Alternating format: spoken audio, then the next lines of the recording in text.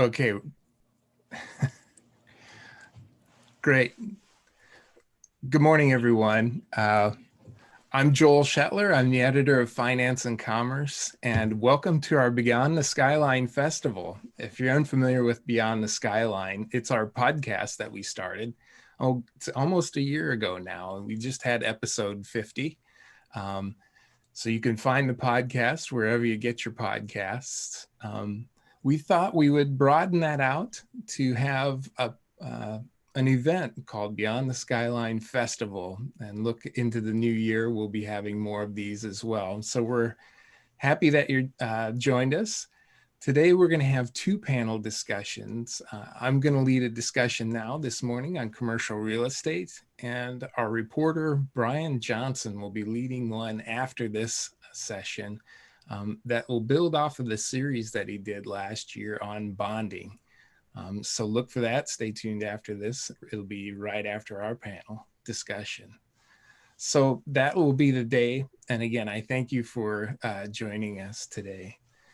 Today's panel, I'm really looking forward to our conversation. We have a lot to talk about, and I appreciate all of you for joining me. Joining me on the panel today, right now, is Joe Spartz. He's the president at the Greater St. Paul Building Owners and Managers Association. We have Lisa Christianson, the owner of Christianson and Company. And we have Brent Erickson, Senior Managing Director of Newmark Knight Frank. And thank you all for joining me this morning. So to start us off, we could talk about a lot of different things.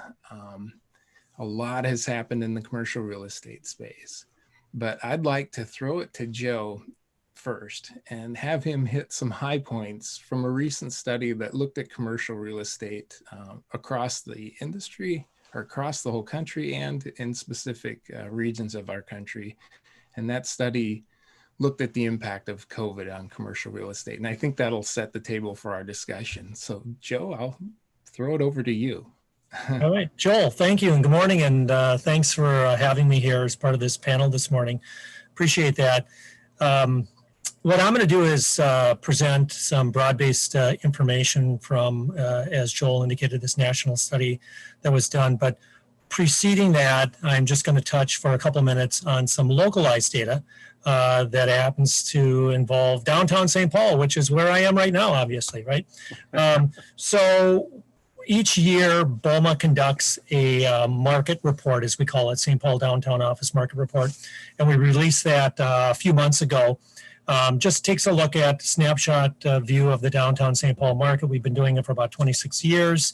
And so, you know, we cover some of the key points, you know, what's the universe look like, total square footage, vacancy rates, things like that one would expect in such a report. And going into it, the team that works and massages the data after we go out and get surveys from buildings and get the information back in, you know, this was midsummer. We actually cut the information off at the end of the summer, September 1. And so here it is right after Labor Day, where we're looking at starting to look at the information. But going in, our expectation is, well, okay, how did COVID impact us, right? You know, there's very few people in downtown St. Paul right now, which is common of urban areas. And so what's going to be the impact? And so we walked away after we went through the numbers multiple times, surprised, because they ticked upward from a standpoint of improvement. Vacancy rates actually went down. So, you know, downtown St. Paul has about a little over 15 million square feet in its universe. About half of that is competitive office space in the downtown area. And it stayed stable. It didn't change from 2019 to 2020, but the vacancy rate did drop. It dropped from about 21% down to around 18%, a little above 18%.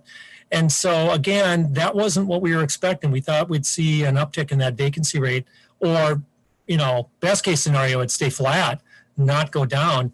And so I think really what was going on there, you know, why, you know, we kept on saying why, what was going on there is there was some really positive activity that was taking place prior to the pandemic sweeping in March. And so thus, when we did a snapshot of where everything was at, people are still already locked in their leases, and there's no changes really taking place for the most part. Yeah, people aren't physically in their offices, but the leases are still intact. And so therefore, it showed this positive improvement in terms of what was going on in downtown St. Paul. So I think the lesson from that is that we can make assumptions about what we think the impact of COVID will be.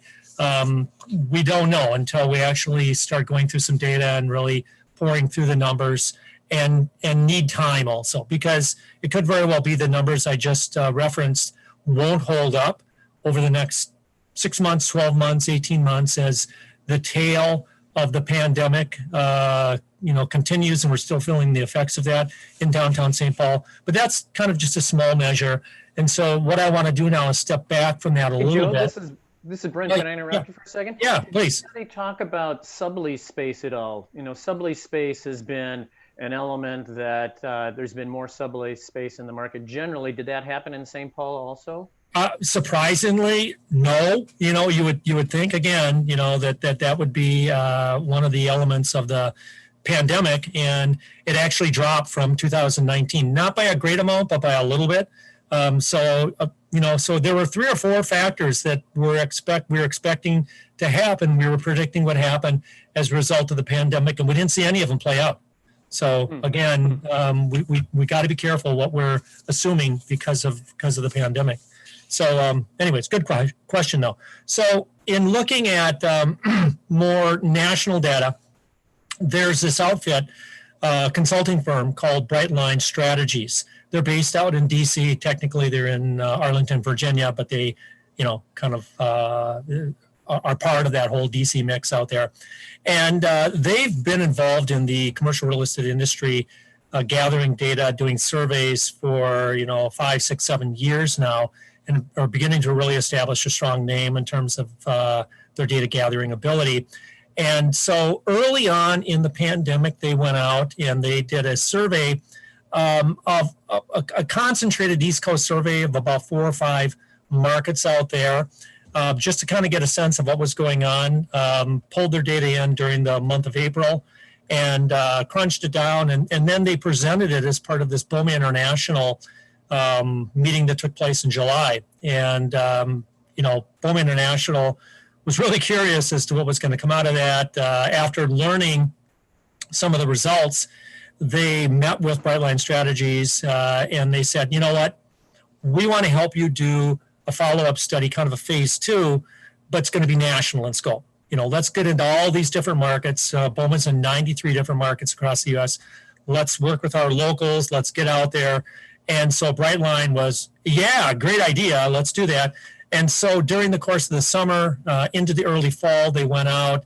They surveyed over 3,000 tenants and corporate real estate entities across the U.S. in all the regions, and pulled together pretty much a repeat of their initial survey. Added a few new questions on because, again, this is a dynamic situation, this pandemic, and then was able to go ahead and crunch that information down and just recently released it. So there is some real fascinating kinds of results that have come out of that. Let me share with you a few of those. And so,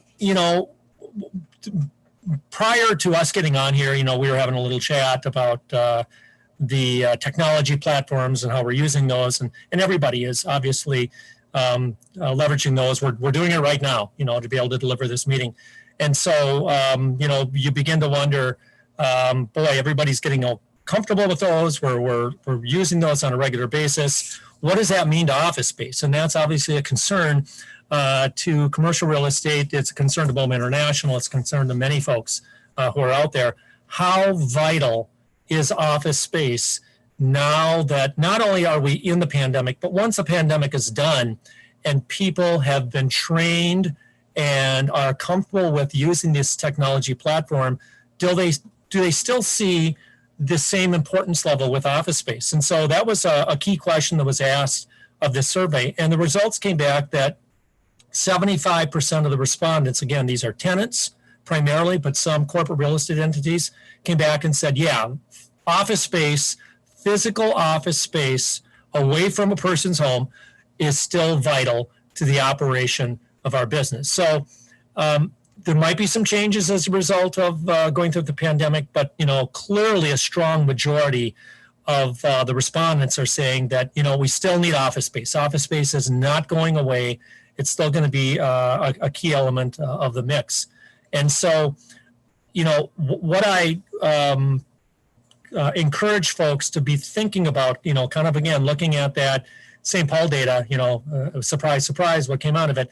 I would suggest that we do the same thing with whatever information I'm sharing now, because what we're doing now is we're sharing information kind of in the middle of the storm. Maybe hopefully we're more than halfway through it, so to speak. But everything will be much clearer 12 months from now, 2 years from now than it is today. We're doing our best guess with some of this information today, what the panel will be talking about, what we've learned over the course of X number of months, but it still is a guess. And no one will know for sure exactly how this all plays out. But again, I think what we can take from that particular item is that strong majority of the respondents still say office space is still really, really critical. Okay. Another key finding that came out of the survey that impacts a number of players today is, when do people want to get back into the office? Okay. As most of us are aware of, downtown urban areas, I don't have a number, and maybe the other panelists would have this, but downtown urban areas are running 10 to 15% a level of occupancy in terms of people in the office space itself. That's consistent across most of the country. It's going to vary a little bit from one market, one region to the other, but those numbers are relatively valid across. So when are people going to feel it's okay to go back in the water, so to speak, right?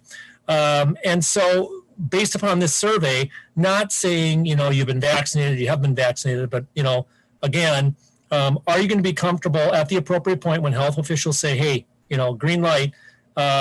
So 65% of decision makers saying, yep, want to get back to the office. They're probably even more aggressive than the employees, but they want to get back to the office. The sooner the better.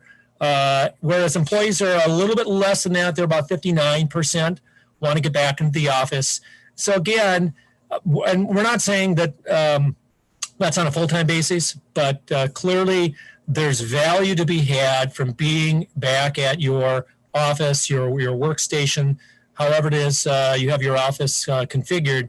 And a strong indicator is that there's so many employees that want to get back there. Any thoughts or comments from others in terms of their observation of that? Yeah, Joe, this is Brent. I would agree with your perspective that a lot of what's going to happen in the future is going to be based on when companies really feel comfortable getting back into the office.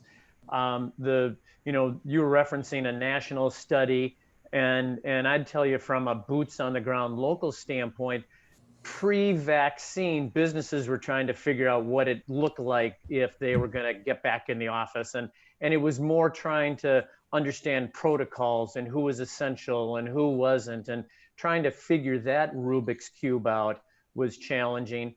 And now that there's the vaccine news, I think companies are looking at it from a whole different light. I think as we're talking to people boots on the ground, a lot feel that they still, as you said, the statistics bore out, we're going to need office space. We're going to have some place where we can go. I think what they're trying to figure out, and they can't figure this out until they really get back in the office, is how am I going to use my office space? Are 100% of my employees going to be coming to the office every day? Is it going to be a smaller percentage? And I think employers really don't, it's hard for them to project what that scenario is going to look like and what that reality is going to feel like until it really happens. And they've been able to get back in the office and really understand who's critical to being in the office, who isn't critical to be in the office. And I think they've learned through the past 6-8 months that trying to project or predict, here's what's going to happen, is really hard, because whatever they projected or predicted 6 months ago was different 3 months ago. So I think they're taking the long view and saying, let's get back, let's wait and see really what it feels like and what my employees are looking for, and then we'll figure out what our office space is going to be like. So Right. I would agree with those comments for sure. I think it's interesting that it feels like the big companies are waiting for someone to go first. United Health Group has people back in their buildings in the suburbs, but they've been pretty quiet about it. Downtown especially, I think, when we get a Target or a Wells or one of the bigger firms downtown saying we're going back in and we figured out how to do this, I think others will follow. And I think that it's the other interesting point, I think, is that it must be working to be virtual. If it was not working and it was totally broken, people would be figuring out a way to get back to the office a lot faster. So there's clearly things that aren't working and aren't working as well. But if it really wasn't working, we'd be back to work. So it's kind of shocking to me how well the entire world pivoted, and it's still working. Right. Yeah, we've adapted. Yeah. Joel, sorry to make you work so hard to keep this conversation going, but I just want to throw out one more data point. Oh, okay? you go. Then I'll send it back to you. Okay. All right. So one piece I know I've heard a number of building owners, property managers, brokers talking about as a potential consequence of the pandemic is, tenants may say, yeah, office space is vital, but will they need as much of it? Okay. So really an essential point to be learned. And again, we may not know the answer today, but what Brightline learned with their survey is that those tenants and those corporate entities out there that are looking at reducing, right now, at least today, it's in works. They're thinking about it. They're planning it.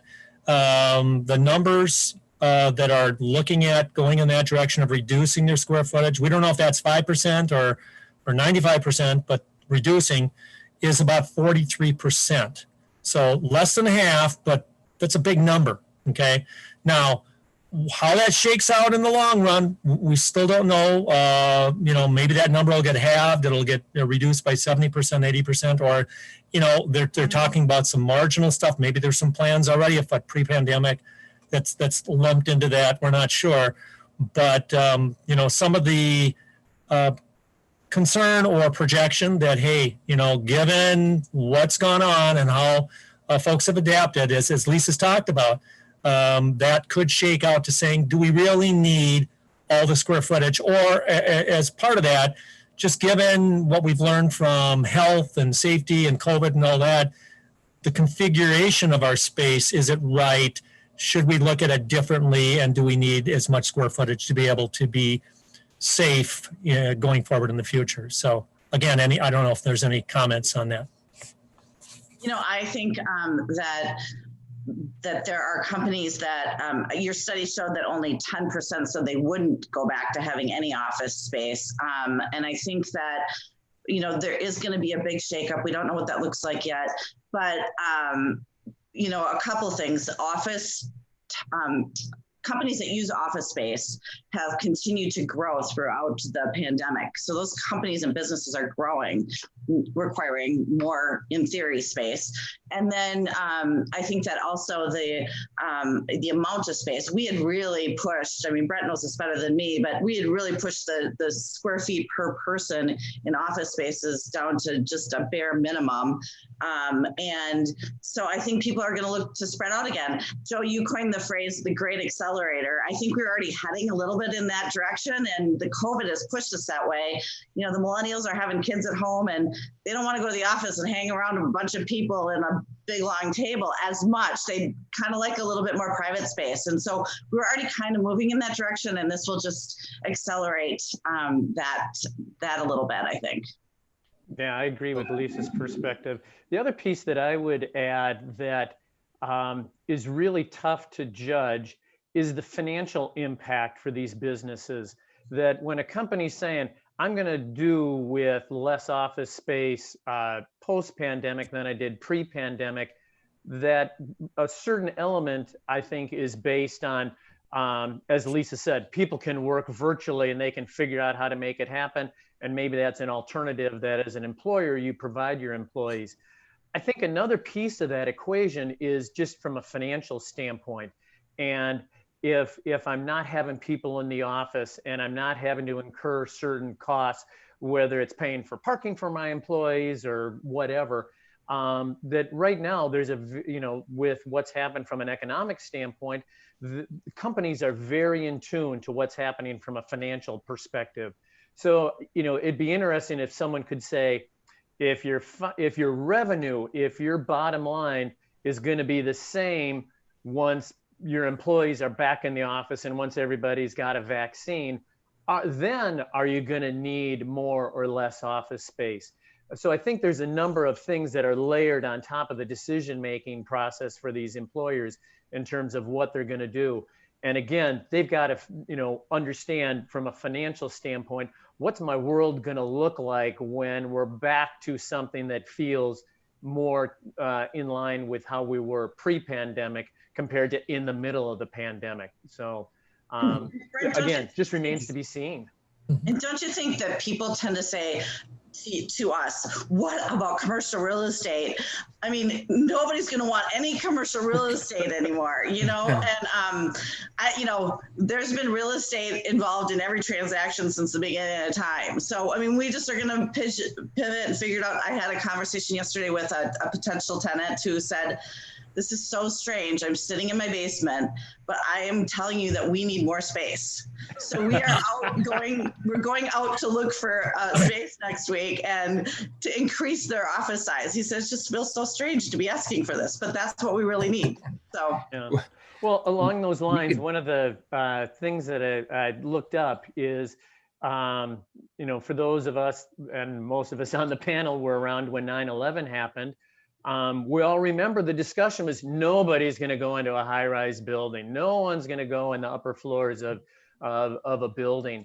And so I did some checking, and of the top 20 tallest buildings in the US, 7 of them have been built since 9/11. Wow. So, the COVID situation is one of those things that I think is going to, at some point in time, feel the same, that we've learned from it and we've figured something out, but the changes, I think, are still, we still need to see what's going to happen, because we all remember no one was going to go in the upper floors of a building, and now nearly half of the tallest buildings in the US have been built since 9/11. That's a good point. That's a very good point. We will dive into tenant sentiment in greater detail here too, but before we lose the kind of high level discussion too, does anybody want to talk about kind of the year that was before March 2020, what the commercial real estate market looked like in our region, kind of like what Joe was talking about for St. Paul? I just kind of wanted to get that broader perspective. Does anybody have a broader perspective on kind of how it was before March 2020? And then kind of what happened just from throughout our region, just to get that high level view. And then we can dive back into some more of these changes too. But I just didn't want to lose the broader perspective. It was so good that I was in a conversation with some other women in commercial real estate, and we were talking about what we were going to do when it crashed. I mean, we were feeling really smart.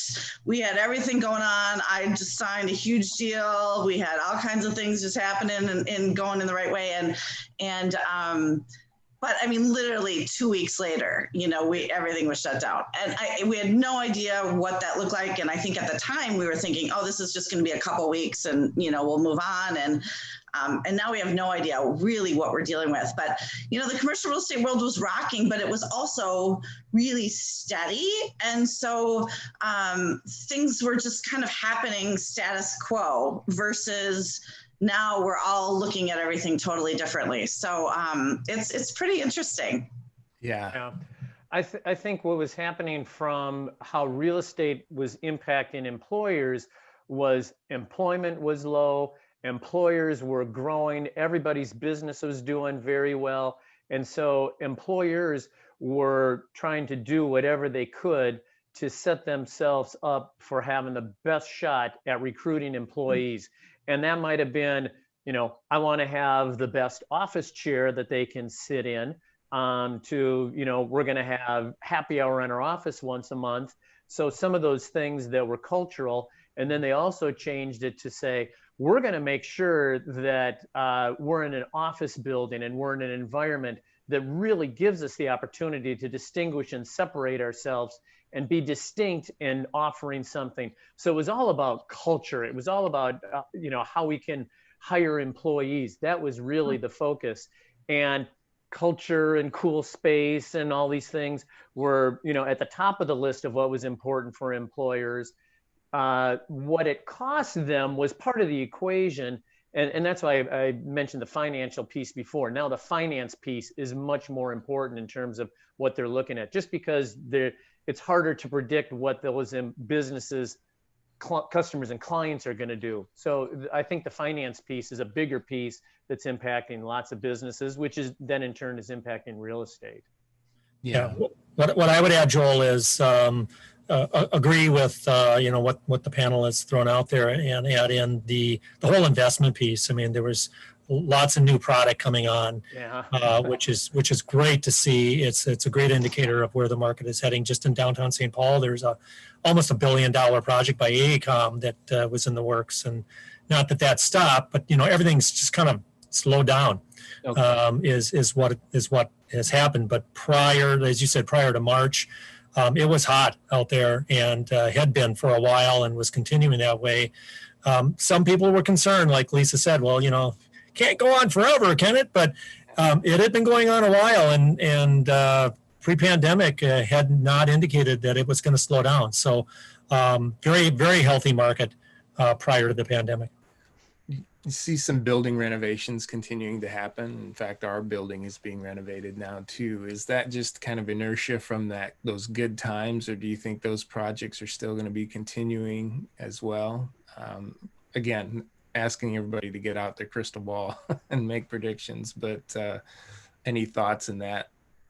Or do you think activity is just pretty much stopped until we see what happens? I know that's a crystal ball type question, but I think it's really a case-by-case scenario that, depending upon your building, where it's located, what the potential for upside is, what you're trying to solve for when you're making a renovation. I think all those things go into the decision-making, and all of those elements went into the decision-making prior to the pandemic. So that dynamic hasn't necessarily changed. I think what has changed is a building owner saying, when am I going to get my return? When am I going to see the benefits of what I'm doing? And so that's the part of the crystal ball that's really fuzzy. Let's talk a little bit about that tenant value equation then too. Lisa, I think you're starting to talk about it too. Pre-pandemic office environments were designed where a lot of people in a small space, sharing tables. Maybe it's a hip environment, but it's not exactly COVID friendly to have people elbow to elbow. In that survey that was out there too, it shows that, what tenants value is changing, and it was reflected in that survey too. Just to draw from the survey, some social spaces such as lounges and rooftop decks, on-site cafes, gyms and fitness centers, those are all kind of going down now in appeals. So maybe talk a little bit about, those office environments and now how they might shift as far as tenants seeing value in other types of things now to anyone. I'll throw that out to anyone.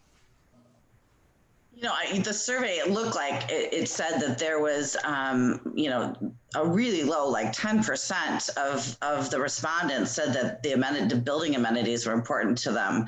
I've seen people be wooed. Most people can't visualize what doesn't exist. And I think, to the extent that they can, that it's a good cultural fit. Culture is a big deal. How does the building and the amenities, maybe not necessarily are super important for the business, but how do they fit the culture? And to Brent's point, the building owners were really on the hard sell of how can we help you attract and retain employees. I think going forward, I think those things are actually all going to be more important. Interestingly enough, and this relates both to office and retail, and especially downtown, I heard someone talking about the fact that it may be that you're in the office or at your house, you're on your computer and you're cranking and you get all your really intense stuff done at home. And then when you get to the office, you are going to really want to build relationships, and you're going to want to collaborate, and you're going to, you might take a little bit more time at lunch to run your errands. So you're going to spend a little bit more time in the retail than you did before, because it used to be you were just doing one thing. So it may be that the office is a little bit more of a social and engaging situation. And maybe those amenities will be even more important for everybody to kind of get together and kind of get their out of their house things done, on those days that they do get in their car and drive downtown or go to their office in the suburbs. Hey, Joel, two items. One in response to the survey question, and then building on what Lisa was saying. But the first is, with that particular survey question, it is interesting because on the flip end, you're talking about what is less valued. What is now more valued than previously is those flexible short-term leases, okay, which makes sense, right? People want to be able to change if it's necessary, not be locked into something that's 7 years long or whatever the case might be. But the other piece that came out of there was increased perception of value with the relationship that the tenant has with the property manager, the building owner, the landlord. They're seeing more value in that maybe than they had in the past, now that they've gone through a good chunk of this pandemic crisis. So that's an interesting potential change there too. Building on what Lisa was talking about, the employee piece, which Brett hit upon earlier, keep in mind, you were talking before, Joel, about pre-pandemic, okay, pre-March. Remember what we were going through. We were going through, I wouldn't call it a demographic crisis, but demographic challenge, worker shortage. And we've been going through this on an ongoing basis. For 20 years, 25 years, we've been told this is going to be happening. This is going to be taking place. And the demographers could see it. And then people kind of open their eyes a little bit and say, yeah, it's getting a little bit tighter. And then we go into an economic slump, and it's like that all goes away temporarily. And then it comes back. And so it was getting worse. And then we went into this economic slump. Well, guess what? When we're done with the economic slump, it's going to be back. And to the point of how does my space help me deal with that recruitment and attraction and retention element is going to be absolutely essential for any employer who wants to be viable in the long term. Good. And Joel, how I would respond to your question about what's going to happen with building amenities to address that element is I would guess that as companies were answering that question on the survey, they were looking through the lens of today. Mm-hmm. And I think today companies are saying, I don't want my employees from company A interacting with employees from company B, and that happens in these common areas. I don't want that to happen, and that's what we're hearing from our employees. I think Lisa's comment is spot on, that as we get back to work, and Lisa and I talked about this, employers are going to be offering alternatives or want alternatives for their employees. And so to have a fitness center that you can exercise at while you're at the office, because guess what? If not everybody has an exercise room at their house, they haven't been able to do anything for who knows however many months. So to be able to get to the office and be able to use that fitness center will be big. If company A is thinking that we're going to have 20 people back in the office on a typical day, of, say, 40 employees, and there happens to be 25 employees that come in someday, well, those 5 employees can go work in the common areas and be able to spread out a little bit. So I think having alternatives is going to be really important, and that's something that employers are going to value for their employees, because the employees are going to want alternatives. Okay. What about other features that tenants might want and the lasting impact of this pandemic? And by that, I'm kind of thinking of different opportunities for maybe flexible or shorter term leases. Do you think that's a trend that'll stay? Will that have any impact? Just throwing it out there for reaction. Well, the challenge with short-term leases in office, industrial, and retail space is that there's a big expense in building out the spaces.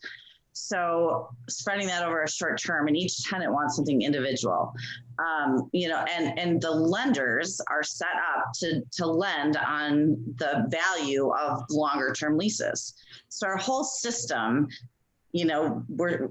our brokerage fees, our property managers, our systems are all set up on longer term leases. So even in retail, where the consumer has a really short attention span, there's a lot of really compelling reasons to do short-term leases, but you have to figure out how to build out spaces that can be convertible and used by all parties. And then you also have to be able to figure out how to finance those deals. So there's some challenges, but I mean, if you look at the multi-housing model, which has been, the beauty forever and ever and ever, you don't get a lot of choices when you move into your apartment. Maybe you get to paint a wall or you get your carpets cleaned. But that model has worked forever.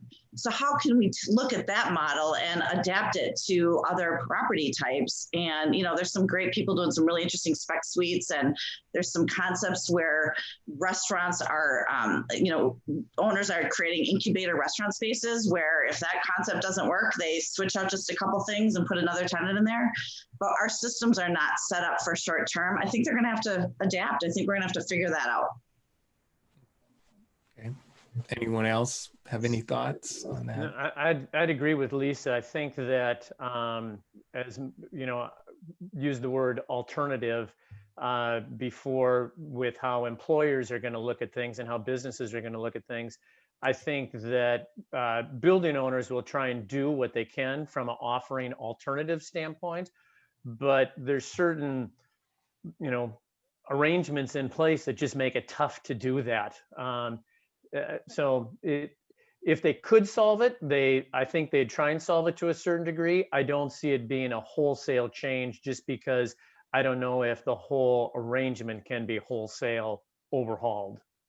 Okay. Yeah, Joel, what I would add is that while the survey does show an increased interest in the more flexible short-term lease, again, while we're in the pandemic, there's a reason that there's a prevalence of longer term leases prior to the pandemic, because economically it made sense for the various parties. There was an incentive for the tenant. Clearly the building owner was incented to do that for a variety of reasons. So that's why the marketplace created these. And so once the pandemic is more in the rear view mirror and there's greater comfort with what's going on, maybe it's a year, maybe it's 2 years, I believe that you're going to see a drift and more of an acceptance that, longer term lease might be okay. There might still be some interest in those shorter term leases, but I think there'll be more interest in going back to what the business model had been supporting prior to the pandemic. And along those lines, I think, Lisa, you'd agree with this. The architectural firms are trying to come up with designs that create that sort of flexibility that Joe was talking about within the four walls of the tenant space. The furniture dealers are trying to come up with alternatives that provide for that sort of flexibility. So instead of having to spend the money to expand or compact the four walls of an office space, there's ways that things can be adjusted internally. And I think there's lots of people that are working hard on that. And again, I think the proof will just happen at some time in the future. Yeah. to some extent, we were kind of having that debate about how office space was going to be used in the future, even before the pandemic, began, Yeah. with that, you know.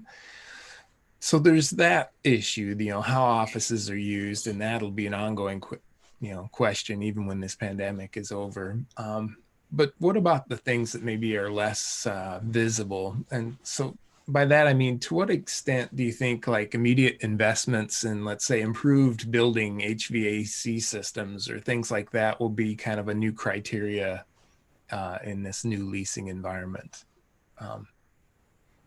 Well, I think it's being looked at right now. A number of buildings have already made the investment in better filtration with the air, and the expectation of some clients. So I think it really depends on the tenant base within a particular property, and maybe the size of the building, and what's involved in terms of the investment.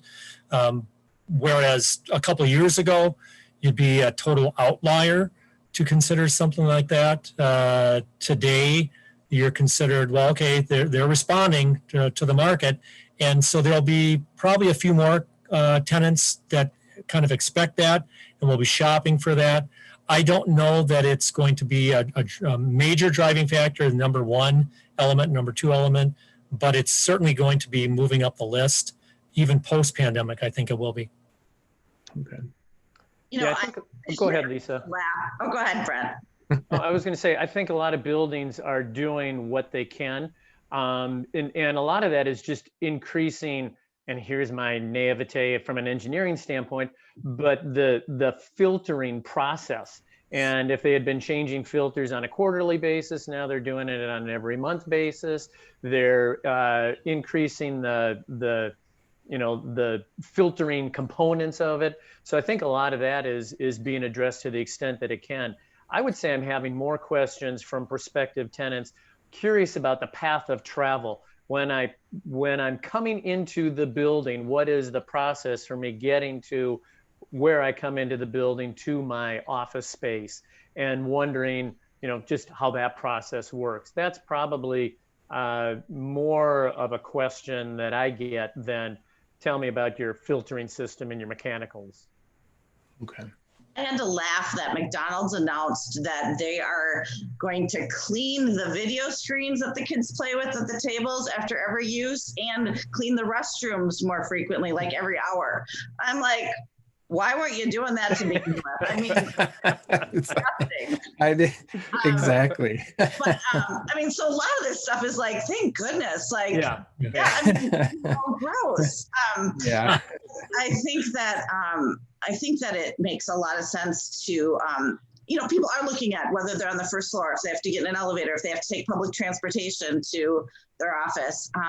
We've seen a handful of our clients look to freestanding buildings so that they can control their own environment themselves. And I think there's a lot of those considerations. And again, it's just a matter of all of us to kind of rethink everything we do and how we do it, and find better ways to do things.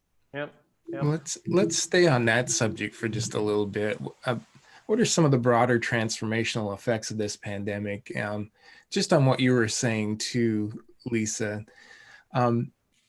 maybe this is an oversimplification, but people looking at spaces, maybe urban versus suburban spaces, are those going to be some of that considerations that will have some lasting effect? Do they want to be in that building with 40 floors?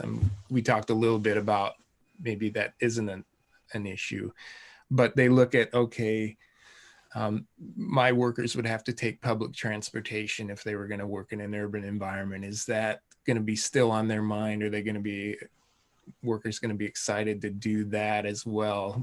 What are some of the broader transformational effects? Not just the pandemic, but perceptions of safety in urban environments too. I wonder if there are any effects there that will affect commercial real estate too. Anyone thoughts, Brent? Yeah, let me chime in on that. As again, trying to look beyond just what we're dealing with today and trying to project in the future is really challenging. But when I look at what's happening today, I think there's three elements that are impacting people's perception and viewpoint of what's happening. First, the COVID turmoil, and it has been turmoil from COVID. People not exactly sure what's safe, what isn't, and it's impacting their personal health. So from that standpoint, the COVID turmoil has been real from from some personnel standpoint. Then we've talked about the financial piece. I think there's been economic turmoil, and whether it's from the business standpoint or whether it's from the an individual standpoint, that financial piece has really been challenging for a lot of entities. And we've had the social justice turmoil also. So we've had three things that have really caused a lot of what we've known to be our reality to be now somewhat unsettled. And but I think that if you look at it and try and look in your crystal ball, the COVID turmoil is going to be done. At some point in time, the vaccine's going to be here, and people's fears are going to be in the rearview mirror, and so the COVID turmoil piece is going to be done. And if the COVID turmoil piece is done, I'd like to think that the economic turmoil isn't far behind. So if we can solve the COVID and the economic turmoil standpoint, I think, and I'm speaking that the urban areas have probably been more impacted by the COVID turmoil, the economic turmoil, the social justice turmoil. But if a couple of those elements can get solved in the next year or two, I think it creates a pathway back to those urban areas being vibrant again. That's where the theaters are, that's where the museums are, that's where the sports stadiums are. And getting feet back on the street is going to make a huge difference from the perception that there's a lot of bad people out there. I think, when you have more good people than bad people, the bad people kind of blend into the background to a certain degree. And right now, there's not a lot of good people that are out walking the street. So I think feet on the street will happen, especially as the COVID and economic pieces get solved. And it sure seems like that's going to be happening here in the next few months to year. So I think the urban areas will be okay. And I think that once those things get solved, the other piece that will come back again is the public transit. That has undoubtedly been an issue for these urban areas, and people saying, I don't want to take public transit. Well, if you can solve the COVID issue and get that health issue to not be a concern, that's one thing that has really helped bolster the urban areas, is just the element of public transit being as available there, and really being able to draw from the four corners of the Twin Cities area and have the alternate modes of transit be available. So I think, if you look at the lens right now, the urban areas have been challenged and there's been turmoil. I think that turmoil is going to be solved. Joel, to respond to your initial question and then play on what Brent said. Yeah. The survey did ask that question about, how transformational will the pandemic be, and they got a 65% positive response that it is going to be transformational. So it builds on this whole idea of that what was already taking place has been accelerated, the great acceleration, as Lisa said. So I don't have specifics on that, but going back to what Brett was talking about with the whole urban element, I agree with him. What we've seen, and of course the media likes to react any way it can to what it sees as a trending story and will sell, is, oh my God, the downtowns, not only are they going to lose all their office workers, but they're going to lose residents. Because again, going back to your question before, where were we at pre-pandemic? Well, we were talking about commercial real estate, but the other piece that had been so incredible pre-pandemic was the growth of the urban areas across the country. Minneapolis has just obviously exploded with its downtown population over the last decade. St. Paul, which kind of gets lost in the shuffle, has grown since 2010 by 112%. It broke 10,000 people finally. That's one of the highest growth rates of any urban area in the nation. So that's where the market was. There was a demand for being downtown. Brett talked about some of the reasons for that in the urban area. And so there was a demand for it. This trifecta of factors, toned that down a bit, and some people pulled back from wanting to be in downtown. And quite frankly, COVID and the resulting economic decline has ballooned up the number of homeless and unsheltered individuals, and many of them end up in the downtown areas. And so again, that's unfortunate that situation is taking place. But as Brett says, once we get through COVID, the economy's picking up. We're going to see probably an improvement in that particular situation. And many of the factors that attracted individuals to the downtown areas, it's going to be back. We're going to be back at that point. Who knows for sure if it's 6 months, if it's a year and 6 months, but somewhere down the line, all those elements that made it appealing for people to want to live, visit, work in a downtown area, we're going to see those again. So I'm really excited about what this could do to all kinds of different things. I mean, but it's also that it's not so, oh my gosh, we're never going to be the same again. I saw an awesome pair of bell-bottom jeans yesterday. I mean, bell-bottoms used to be all the rage and everybody had them, right? Oh my God, they're coming back, right? So, I mean, clearly our country was founded on like the downtown. Everyone went downtown to shop, and then, then the farm, things expanded, and then you go back downtown again, and then they expand. I think, Brent and I in our younger years had clients that wanted to have a downtown presence, but they were afraid that their suburban clients wouldn't come downtown. So they had a suburban presence as well. We are seeing our clients ask for a presence in both markets now, which is great for the suburbs and it's great for downtown.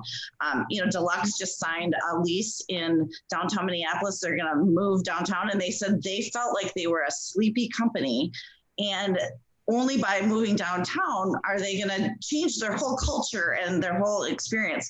And I think even in the suburbs, people are looking for ways to live, shop, eat, and work all within a small, environment. So whereas we zoned everything separately because that made sense when, we didn't know how to handle, emissions from warehouses. Now I think we're going to want to kind of intermix those zoning types again, and those clear lines between living, shopping, working, manufacturing are blurred. I don't think our cities and our lenders are ready for what change should happen to keep up with that, and even our educators. But I think there's really exciting opportunities for rural areas and for all kinds of different revitalizations to happen because of the options that we have going forward. Yeah, for sure. Well, your comment about bell-bottom jeans makes me think of retail. Landscape for commercial real estate has changed, of course, but no sector has been hit more directly, it seems, than retail. And broader implications, I mean, we're changing, obviously, the way we shop. We're shopping online more, but I wonder what retail looks like too. I mean, even retail plays a larger important part of our economy with the Mall of America, but you read too that they're having trouble making their payments too. Does anyone have any comments just on the broader retail environment and what that looks like? And, even post-pandemic, as we've all gotten into our habits of shopping online, what will change? Again, I'm asking for you to get out your crystal balls a little bit too. Anybody have comments? Well, I mean, I think that, you kind of took a deep breath when you said retail. Yeah. I did. I don't think we're consuming any less. I mean, maybe one quarter or less, whatever. We're going to continue to shop. We're going to continue to buy stuff. We're a throwaway society. Mm-hmm. We're going to always need retail. And how sustainable is it that I order a little Times candle from Amazon and it comes in a big package the very next day for $5 for it? I mean, I think that there's a lot of reimagining of how people are going to live, work, and shop. And, retailers we're trying to be more experiential to draw you into their stores. Now we're looking at the essential retailers, and those are where the money's at. I think it's going to, we built too much retail in the 70s, 80s, 90s.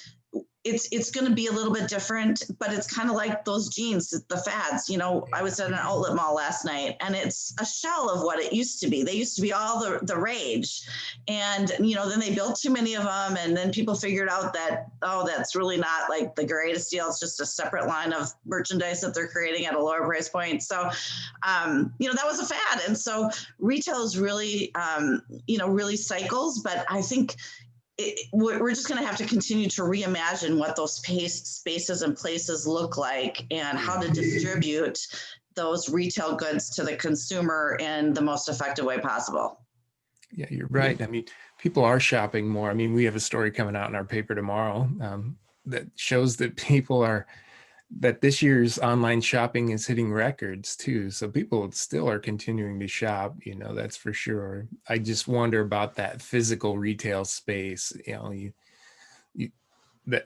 I just wonder if that will change, if that model will change too, if like you said, we have too many spaces maybe, or what that'll look like. Anybody else have any broader comments on overall trends, I guess? I actually have more of a question for Lisa along those lines.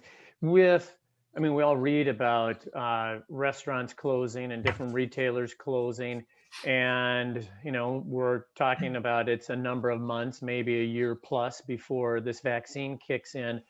And so I'm just theorizing there may be more closures.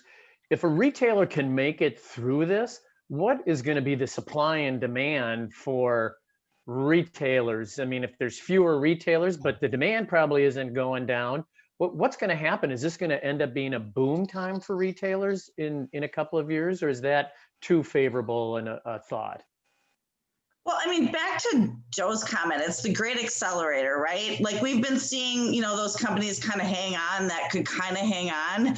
If you weren't strong going into this, you're not coming out of it, right? But those strong players are able to pivot and do some really smart, interesting things. That's what retail is all about, retail and restaurants. It's how to be interesting to the consumer. So I think really smart, strong players are going to be successful.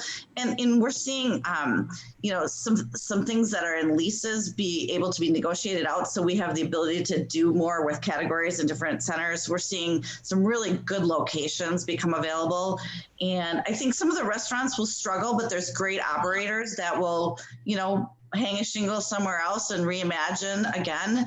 I think we're doing a lot of deals. There's people out there looking for space and really are looking at the long term. I don't think you can be in business and just worry about tomorrow. If you're a really strong operator, you're looking at the long term and how do you plan for this and take advantage of this. What I would suggest, Joel, I'm not the retail expert that the other panelists are here, certainly not Lisa and Brent, but from my perspective, what I know of commercial real estate, and more importantly, maybe as a consumer, is, there already was massive change taking place within retail pre-pandemic. The big boxes, most of them, and the non-Targets and Walmarts of the world, were struggling as it was, and again, it just accelerated with the pandemic. And so, as Brett asked the question, what's going to happen now once we get to the other end of this whole thing? I think what you'll see is you're going to see not an explosion of new big boxes, but you're going to see some creative, an explosion maybe of creative, small, unique, and kind of one-off retailers. The food end of it, that'll come back. People love to get out. They want to get out, socialize. And a number of restaurants that maybe we're familiar with will probably not, unfortunately, not get through this. But they'll be replaced. And that sounds hard and cruel, but there'll be a number of entrepreneurs, chefs that have been dying to start their own, and you'll see just over the next couple of years this massive increase in terms of number of those places, because there will be a pent-up demand of people wanting to get out, and so that I'm not concerned about. But what's the longer-term impact of the online and the Amazon of the world, and just online in general, to the bricks and mortar? What we saw pre-pandemic is going to continue to a degree, and I think those that will be most impacted are the big guys, with the exception of some of those discounters. And home improvement, they seem to be doing just fine too. But outside of that, Okay. Yeah, I would just add on to what Joe and Lisa have said, that it doesn't feel like demand for retail, for goods, for dining is going to go down when there's opportunities to, more so than there are today. So I don't see the demand going away. I think that supply is down right now. And so when people feel more comfortable getting back to a routine that they were familiar with pre-pandemic, I think that the demand or the results for some of these retailers that, as Lisa said, have been able to make it through this and have been able to pivot, I think that there's going to be a great upside for them. The other thing to watch for, I think, with retail is how retailers use technology in all different ways to engage the consumer and interact the consumer. Smart retailers are investing in a lot of artificial intelligence and are looking for ways to change your experience so that it's very different from when you walk in the door till the time you check out, and also the back of the room and how that's managed. And so there's going to be a lot of change, I think, bringing technology into the retail store. There's not going to just be rooms of stuff that you have to kind of go through. You'll walk in a store and it'll tell you to go on that aisle because the stuff that you like is over there, kind of like Facebook tells you what you like, Hey, Lisa, we were talking about how the office space is changing and what that design could be. Any theories, any ideas? Is the retail physical space going to change at all in terms of how it's set up, how it's marketed? Anything different physically from a retail standpoint? Well, I just think the footprints are going to be smaller. I mean, there's things in retail that you can't do. You can't get your haircut at home, although some people have tried it during the pandemic. But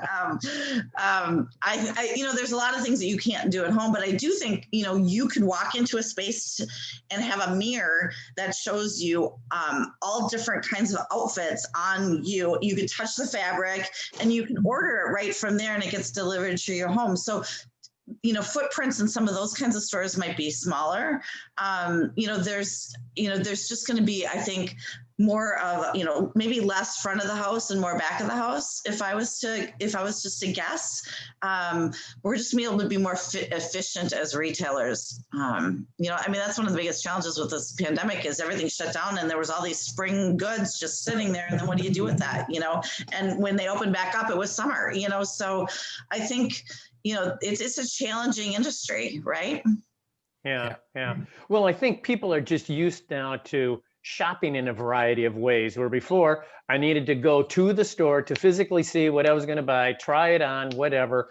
I think that's now retail can happen in alternative ways. And I think the retailers that can provide those experiences on a couple of different levels, one being really experiential, and two, being able to, your experience can be actually in my store or it can be online, and both of them are efficient and easy. That's where I think retail is going to go. And I think those will be the retailers that'll be successful. It's kind of like the liquor stores that complained when Total Wine came into the market. Those liquor stores were overcharging us and didn't dust their shelves for 100 years. To be able to go into a store and have all the selection and have it be at a lower price point or whatever, it's just, I don't think any industry, especially in the technology age, can just rest on what worked yesterday. We have to constantly be reimagining. And if, this isn't proof positive, I don't know what is. Yeah. One thing I would suggest, Lisa, that reinforces what you said with technology. I think in the long run, some people are looking for the casual, slow, I'm going to work my way through the store and just kind of, it's the experience itself. I think that'll be less important going forward in the future, and how technology and AI work together to reduce the amount of time I have to invest in that experience, that physical experience, because that's the one thing everybody will want more in their life is time. So if I can pull that piece out, and the other is how do I make that experience for the consumer unique and personable for them, because I have information that can help me do that through the technology and the AI. And so those retailers that can kind of leverage that, which may be difficult for the small shop, but then again, there's an opportunity for the entrepreneur to make it available for the small shop. I think that'll be another way to shop, as Brent was talking about. Thanks. Yeah, I think I even think the big guys have gotten lazy. We were at a store last night, and the exit sign was the only door that was working, and so you went to the entrance and the exit, and then there's nobody says hi to you when you walk in. And you wonder why 2 stores down they were closed, and you wonder why retail. So I think retail just needs to step up its game, and the strong ones will, and it will be good for us. Mm-hmm. Mm-hmm. Well, in the few moments that we have left, I thought I'd ask kind of a big picture question of everybody. We've talked about a broad number of subjects here: commercial real estate, urban environments, retail. I see one McKinsey prediction that said, just specifically with work at home, that work at home will only increase. It was 20% before the pandemic, but they think it'll only be 27% after the crisis. So that kind of gets to my bigger picture question for everybody as we wrap up. What do you think will change, or what'll stay the same? What will this effect will this have in broad terms? Anybody want to answer that one? Anybody want to start? I've used the word alternative a lot, and I think employers, and I'm focusing on the office market, Joel, I think employers had a formula that worked for them, that they listened to employees and then tried to craft what the solution was. I think they're going to continue to listen to employees, but they're going to have a variety of alternatives. And Lisa mentioned it might be urban space, it might be suburban space. I think there'll be, from a design standpoint, there'll be private offices that people will have. There'll be small phone rooms. There'll be large break rooms. I think that the design is going to change so that employers can offer their employees alternatives. And I think that the employees are going to value that. There's days that people I think are going to say, this is my work from home day, and I'm just going to crank it out. And then there's days that they're going to go, you know what, I just got to be in the office, whether it's to socialize, whether it's to collaborate. I think that alternative is kind of my word. We talked about new normal and flexibility. I think alternates and alternative is going to be the word that employers are going to use to, what their strategy is going to be. It's going to be based on alternatives. Okay. I would suggest, Joel, that McKinsey number is low.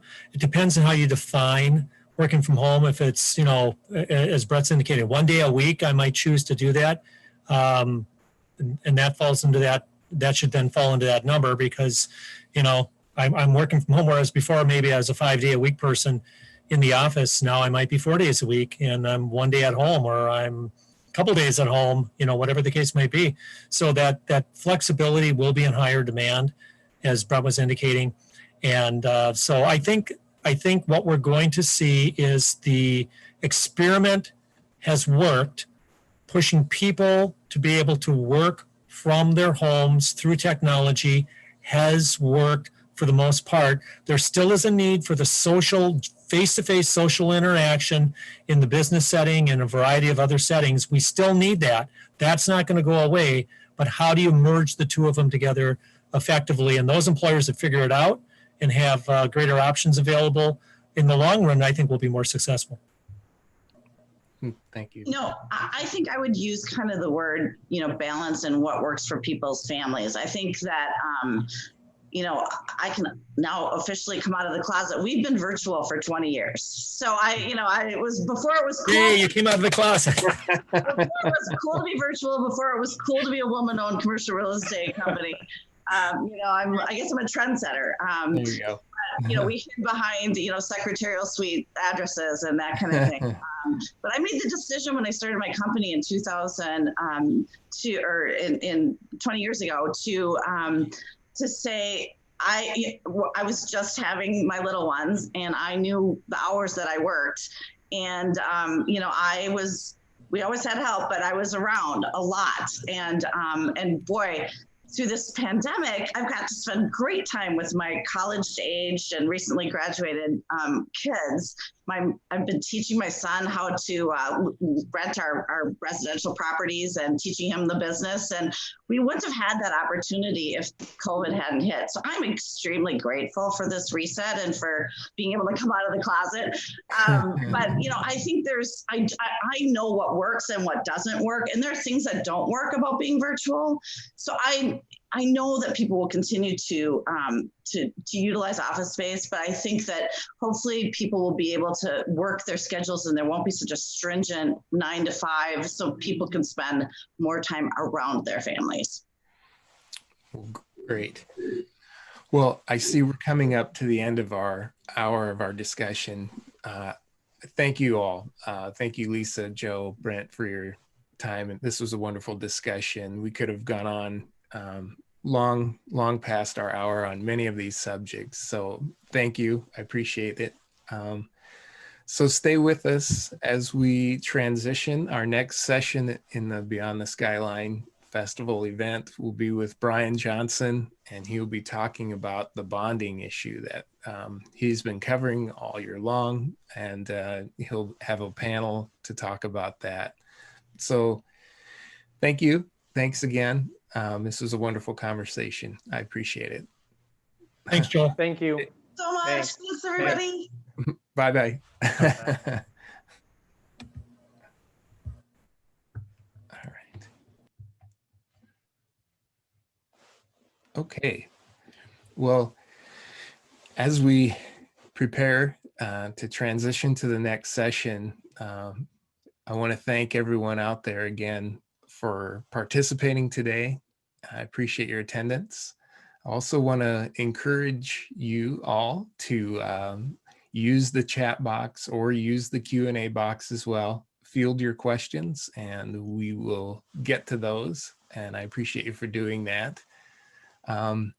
So I am going to transition now to our next session, which, like I said, is going to be hosted by reporter Brian Johnson. And he is going to be talking with a great panel about the bonding bill that was just recently passed. And there's a lot to discuss there. So we will transition over and bear with us as we make our transition here.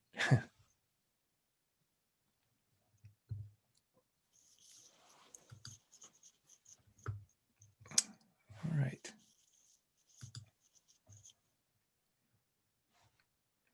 All right. All right, Brian, away you go. Good morning, everybody. Can everybody hear me?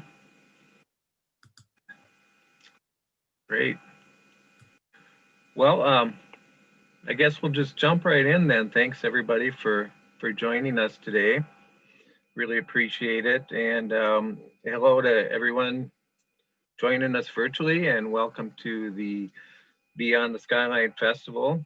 And thanks for joining us for what I hope will be an informative and free-flowing discussion about the 2020 state bonding bill, what it means for the states, for the construction industry, housing, and Minnesota economy as a whole. So I guess just to start in, I guess the theme of this year's legislative session with regard to the bonding bill anyway could be better late than never. As we know, in October, months after the regular legislative session adjourned, Governor Walz signed a record $1.9 billion public works bill during a special legislative session. The bill will fund hundreds of projects across the state, from transportation to housing, higher ed, water infrastructure, and just as important, in the midst of a struggling COVID-19 induced economic downturn, it'll keep tradespeople and construction professionals busy with a wide range of projects. By at least one estimate out there, the projects funded in this bill will create more than 27,500 jobs for Minnesota workers. So today we're pleased to be joined by four distinguished panelists who will discuss the 2020 bonding bill and kind of what it means for the state and the people they go to bat for. So I wonder if we could just, I guess just by way of introduction, panelists include Laura Ziegler, Director of Highway, Heavy and Government Affairs for the Associated General Contractors of Minnesota. Mary Margaret Zindran, Executive Vice President of the American Institute of Architects Minnesota Chapter. Rachel Robinson, Deputy Commissioner of the Minnesota Housing Finance Agency. And Jessica Luman, Executive Director at the Minnesota State Building and Construction Trades Council. Thanks everyone for joining us. Thanks panelists. So I wonder if, just to start out, if each of the panelists could just briefly introduce themselves and talk a little bit about the organization they represent. I guess maybe since we have two people with the last name starting with Z on the panel, we'll go in reverse alphabetical order. So maybe Laura, if you wouldn't mind starting just by introducing yourself and talking briefly about your organization, who you represent, and you know what it means to see this bonding bill passed into law this year.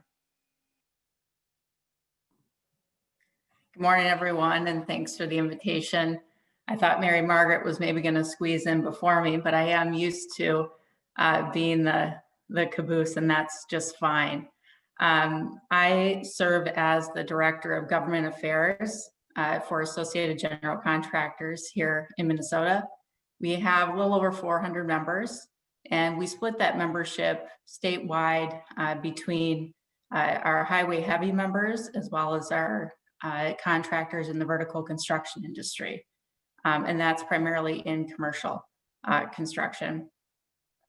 And, you know, this year was a year of persistence, as I think is going to be a dominant theme here in our conversation here today. And certainly within the construction industry, we see that, and the ups and downs associated with the bonding bill this year, if it was going to pass at all, if there was going to be a bonding bill, and the level of uncertainty with that. So as you said, Brian, better late than ever.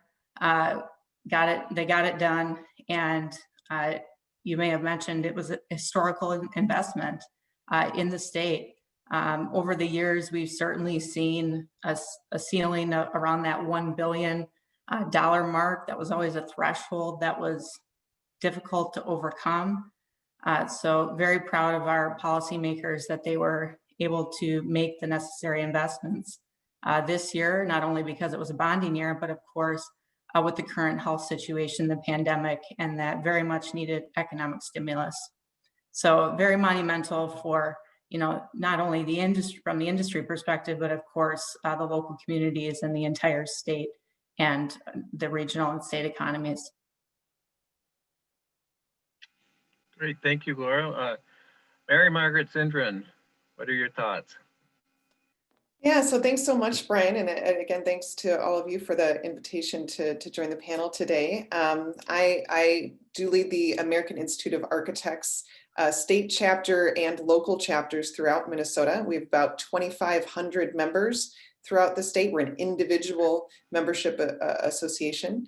And those individual members around the state were very impacted by the pandemic and very positively impacted by the passage of this bonding bill. As I think most folks in the industry realize, architecture is something of a canary in the coal mine. We're the first place where we start to see the impacts of both positively and negatively. And we were very happy to see pre-design and design projects included in this historic bonding bill. That's really important for the pipeline of projects to be strong and to keep the rest of the industry humming. I was thrilled when we were able to tell members that their hard work in reaching out to their legislators over months and months and months had paid off, and the communities and clients that they serve, public and private sector clients, that overall they were going to see work start back up again. We had significant furloughs and layoffs within the profession. Whenever there are fits and starts in public work, it has real impact on real jobs and the communities that we're serving. So overall, a good outcome, but a process that feels like it didn't have to be this way. So that's the politics of it, but the result is a very positive one for everyone. Great, thank you, Mary Margaret. And Rachel Robinson, Minnesota Housing. Rachel, thank you for joining us. I wonder if you could briefly introduce yourself and talk a little bit about Minnesota Housing Finance Agency and its mission. And I know there was a pretty significant funding for housing in the bonding bill, so maybe you could touch on that as well and what it means for the people you represent. Yeah, hi, I'm Rachel Robinson. I'm the Deputy Commissioner at Minnesota Housing. And it's good to see my fellow panelists, because earlier this year we were talking about how great it would be to have a bonding bill. Minnesota Housing, if you're not familiar with us, we are the state's housing finance agency. We do over $1 billion a year in housing finance for affordable housing. And that supports, of course, a lot of jobs. And one of the most unique things about Minnesota and about Minnesota Housing is that we have bonding from the state level that supports the development and preservation of affordable housing. And we call them housing infrastructure bonds. And they were new. This is a really new concept. It's actually something you still see white papers about in 2012. And the state has continued to invest year over year in increasing amounts into the housing infrastructure bond program, because it has been so effective in leveraging other resources and in creating housing, preserving housing and jobs, of course. So we this year started the year with advocates asking for $500 million in housing infrastructure bonds, the governor asking for $200 million. And then we waited and we waited. And Minnesota Housing releases its huge competition for housing resources, which includes quite a bit of federal money, in June. Expects our applications come back in June. And we spend a lot of time analyzing, we maybe fund 1 in 5, 2 in 5 of the applications that come in. And we announce those awards in the late fall. And this actually Thursday of this week is when we announce our awards this year. So when we got the bonding in October, we got $116 million that goes to housing. That's $100 million housing infrastructure bonds and $16 million to support public housing. We were in the midst of finalizing our recommendations for what would go through our competition. So we did make the decision. We could have waited. We could have waited until next year and just said, okay, we have $100 million to work with next year. But we were looking at a slate of really good development projects and preservation projects, looking at a slate of developers who could get it done and get started this year or, into 2021. And said, no, let's move forward. Let's do our best and do something we've never done, which is to advance not fully baked developments and say, yeah, we expect to make an award available to you of these housing infrastructure bonds. We will advance. It's kind of like in philanthropy, you get invited. So you are invited to keep working with us to move these developments forward. And we hope that they happen in this next year. So it's a really big week for us at Minnesota Housing because of the bonding, in addition to all the federal resources we release. Great, thank you, Rachel. And I know there's a lot of really worthy projects there that are moving forward because of this. And so I appreciate that. Jessica, good to see you again. I wonder if you could just introduce yourself and talk about the importance of bonding from the perspective of the people you represent and the workers, the hard hats here in Minnesota. Absolutely. Thanks, Brian. And thanks so much for inviting me to participate in this panel this morning. Sometimes we have this enormous accomplishment, which was this coalition building around advocacy for a bonding bill. We get the bonding bill and then we move on. And so I'm really glad that we can stop and reflect on the work that we did to get this bonding bill passed. Again, want to congratulate my co-conspirators in really creating this broader coalition, the AGC and AAI. There we go. You know, Mary Margaret's. Because again, I think one of the things that we did better this time than we've ever done before is we built this broader coalition, and it wasn't just the construction industry, it wasn't just our agency partners, and it was local governments, and it was citizens who really recognized the need for greater investment in public infrastructure. So I represent the building trades workers. We represent about 70,000 union construction professionals across the state. We, like Laura's folks, we represent workers that work in the vertical construction industry, which is primarily commercial and industrial, which means that we build buildings. But we also have a number of our affiliates who also represent highway heavy workers, which includes wastewater treatment, roads and bridges. And so of our workforce, just to sort of reflect where we are in this time, is COVID has impacted our workforce very differently depending on where they often work and the types of construction that they often work on. The great thing about our industry is that you take your skills with you and you have portable skills and you can move from one contract to another and one project to another. But again, at the same time, when we are having a time when there isn't the private investment in construction, we need to have the government and the public investment step up to really sustain an industry and to sustain the careers for the workers that I represent. And again, I think the other piece to really keep in mind is that this $1.8 billion, as Laura said, was really, really significant. It is historic in terms of the level of investment that the state has been willing to put forward in order to both help with economic recovery because of COVID, but also really to invest in Minnesota and invest in Minnesota infrastructure and Minnesota needs. That said, as we know, there were about $5 billion worth of needs that were in the mix, as if you will. And so not every project could be done, not every program could be funded. And so we see this both as an enormous help and also a laying the groundwork for thinking about how we have sustainable long-term investment in both asset preservation, but also the safety that's necessary for safe water and investment in transportation and transit. So we're really excited that this happened. We're really glad. I'm really glad that you invited us to have this conversation about it. Because again, this is very historic for us and it is going to make a huge difference for 2021 for Minnesota construction workers and going forward. Yeah, absolutely. Great. Thank you, Jessica. So we talked about how this is better late than never. We were hoping to get this done maybe in May, and here was in later mid-June, or sorry, October, where it finally was signed by the governor and in one of the many special sessions we had. I wonder if, I'm not sure who wants to jump in on this first, but I wonder, I'm curious about the impact of that, the impact of having a bonding bill approved so late in the year and what that means for the timing of projects, of RFPs going out and things of that nature. So I was wondering if anyone would like to chime in on that.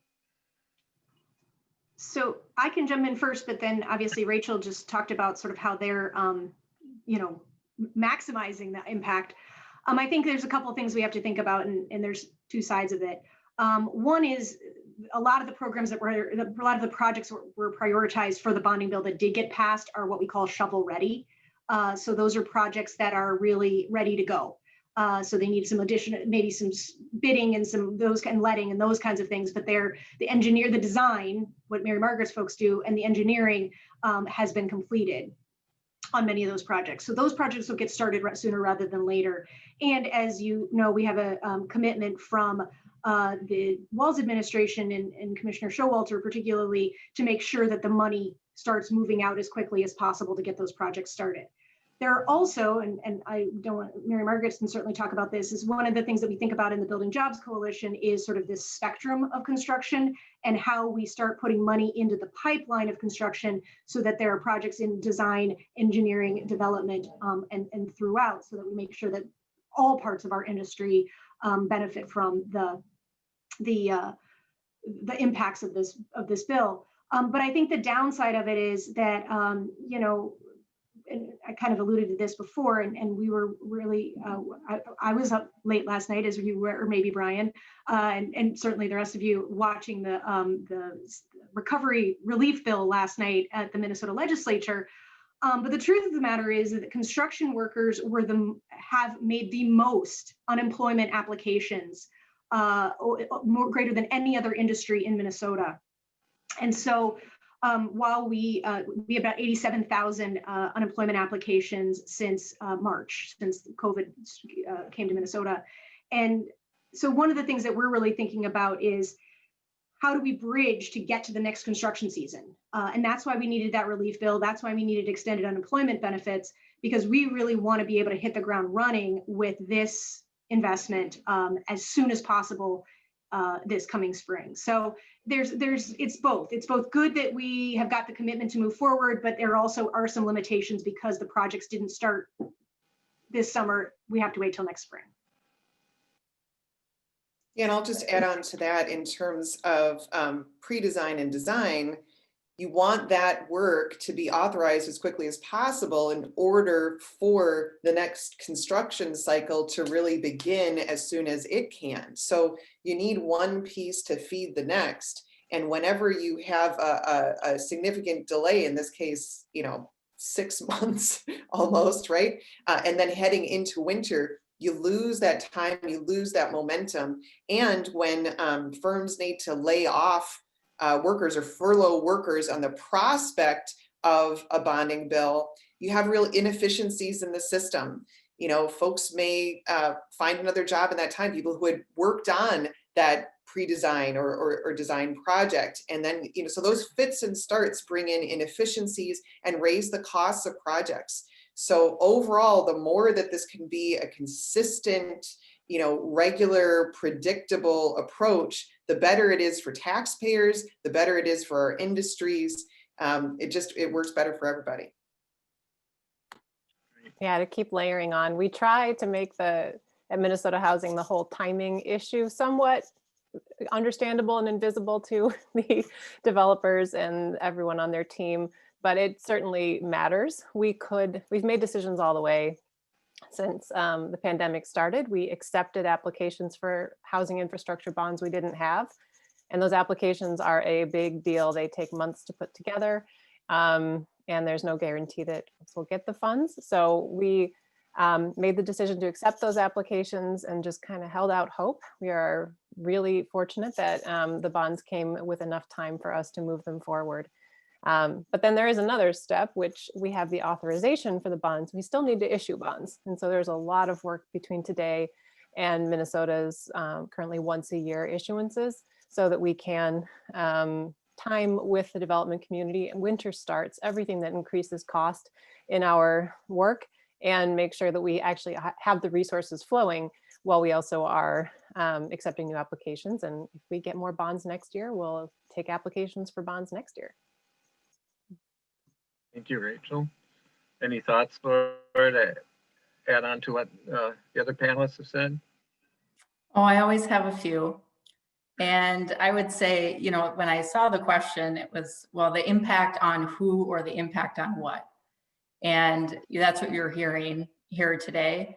If you're talking about the impact on me, that's going to be a different conversation, because we all together at the Capitol had to make this our focus since the beginning of regular session, but then of course throughout the summer. And I think there was a shift, in July, because the reality is special sessions are not special anymore. By definition, they are extraordinary. But I think I remember a conversation back with my friends in House of Representatives, their research department. And I think in the first, I think 50 years of statehood, there were maybe 3 special sessions. And little piece of trivia there. I won't have too many of those. But my point is just a few early on, and now they are becoming more and more regular as time goes on. And so certainly from a broader level, for those that have been around, it's almost expected sometimes that there's going to be a special session, or at least one.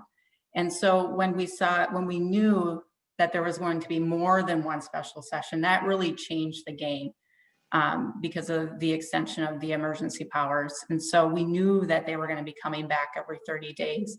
And therefore, sort of that, maybe there was a feeling of a lack of urgency, and that's what we really needed to keep on. And of course, that just plays hand in hand with what you're hearing and the high level of uncertainty that there was not only around the bonding bill, but certainly the broader economy.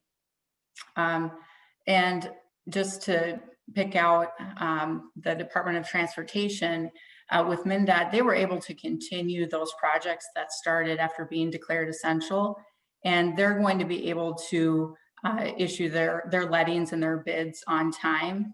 There were over $600 million in truck highway bonds issued in this bill. And but of course, that is more aligned with just the construction season when it comes to constructing the majority of roads and bridges and other infrastructure in the state that MnDOT oversees. So those are just a few thoughts in thinking about both specific and those broader impacts on the state. Yeah, thanks, Laura. And you mentioned MnDOT lettings, and just as a little side note, I was looking at a recent bid letting. It just seems like there's more and more competition now for all the jobs that are available. I think there was a $300,000 MnDOT job somewhere in Dakota County or something, attracted like 14 or 15 bidders, which seems kind of crazy to me, but just a lot of competition for the work that's out there. I'm curious, maybe you can talk about this, Mary Margaret, just are you starting to see more RFPs out there now since the passage of the bonding bill, or what's the lay of the land right now? Yeah, what we're hearing from members is that there is an uptick. There's this sort of pause and almost a barrier, and that barrier is fallen, and now that pipeline is starting to flow again. So we're very optimistic. Firms are starting to pick up more, at least in this space. There are obviously other areas of the industry that have been affected by the pandemic that remain slow, where RFPs aren't coming. But that's really, that's one of the other great things about a bonding bill, is that it can demonstrate public confidence in the economy and spur the private sector to then follow suit. So we're hopeful that that's the next thing that happens, as we start to see the private sector respond in kind, and all the boats start lifting. Great. Well, I'm just curious, as we know, the legislature usually takes action on a large bonding bill in even numbered years. I'm wondering if there's maybe a case to be made for a bonding bill in 2021. You mentioned some of the unmet needs out there. I think $5 billion plus worth of requests. Certainly some very worthy projects did not get funded. Can a case be made for another decent bonding bill in 2021, or will we have to wait until the 2022 session? Any thoughts? We would say yes. In 2019, there was a bonding bill, so in an off year. And that bonding bill was $60 million for housing infrastructure bonds, which have been put to use. So we continue to demonstrate the need and the drive to use those resources. They can be used for a number of uses, and a new one, which is homeownership development as well. So the more we have, the more we can do. And it's such a great program because it's very fiscally responsible. The housing infrastructure bond leverages a ton of other lending and federal resources. And it, creates really, really good projects that are across the state. We have really good representation of the funds in every corner of Minnesota as well. So we certainly hope that there's an appetite to do so in 2021 because it's worked really well in off years and on years for bonding for us.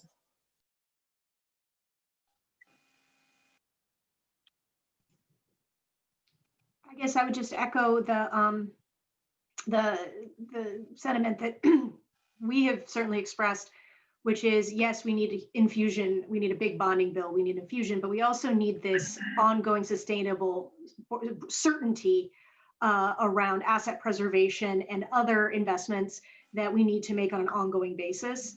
And frankly, from the union construction industry perspective, we need to smooth out. If we have to ramp up from a workforce perspective, just generally, if we have to ramp up to meet $1.8 billion and then there's no jobs for those folks once that bonding bill cycle has expired, or there aren't that same level of investments available and jobs available, that doesn't do anything to help sustain a professional workforce. And so for our perspective, the more consistent investment that we have in construction projects, again, private as well as public investment, then we can meet the needs of the construction workforce can meet the needs. We can continue to attract more women, people of color, younger people into our industry because we have a promise of additional jobs going forward. So from our perspective, sustainability, consistency, and an ongoing approach to really investment in public construction is crucial. Great.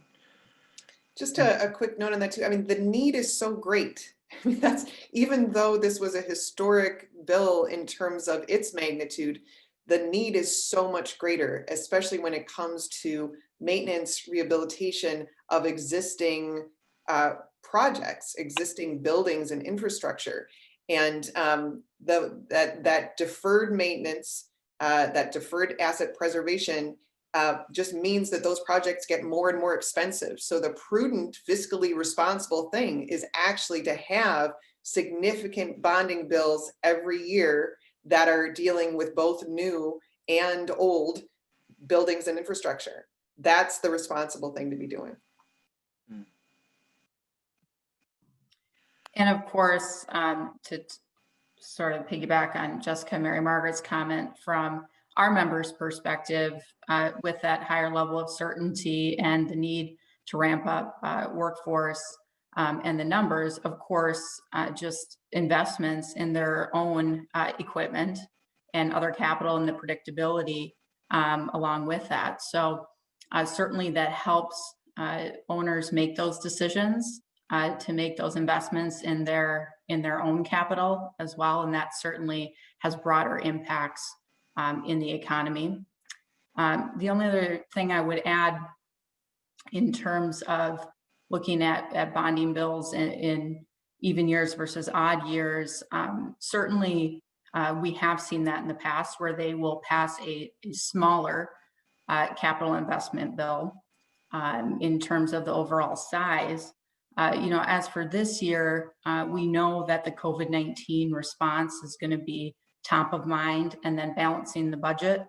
And then we also have redistricting this year associated with that. So my hope is that legislators and just more broadly in the public will see this as part of the overall economic response to the situation that we find ourselves in.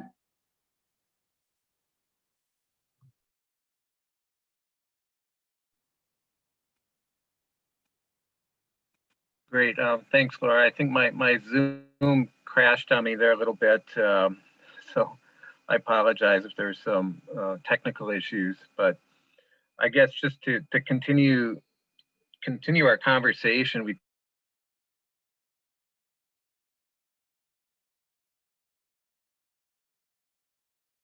I think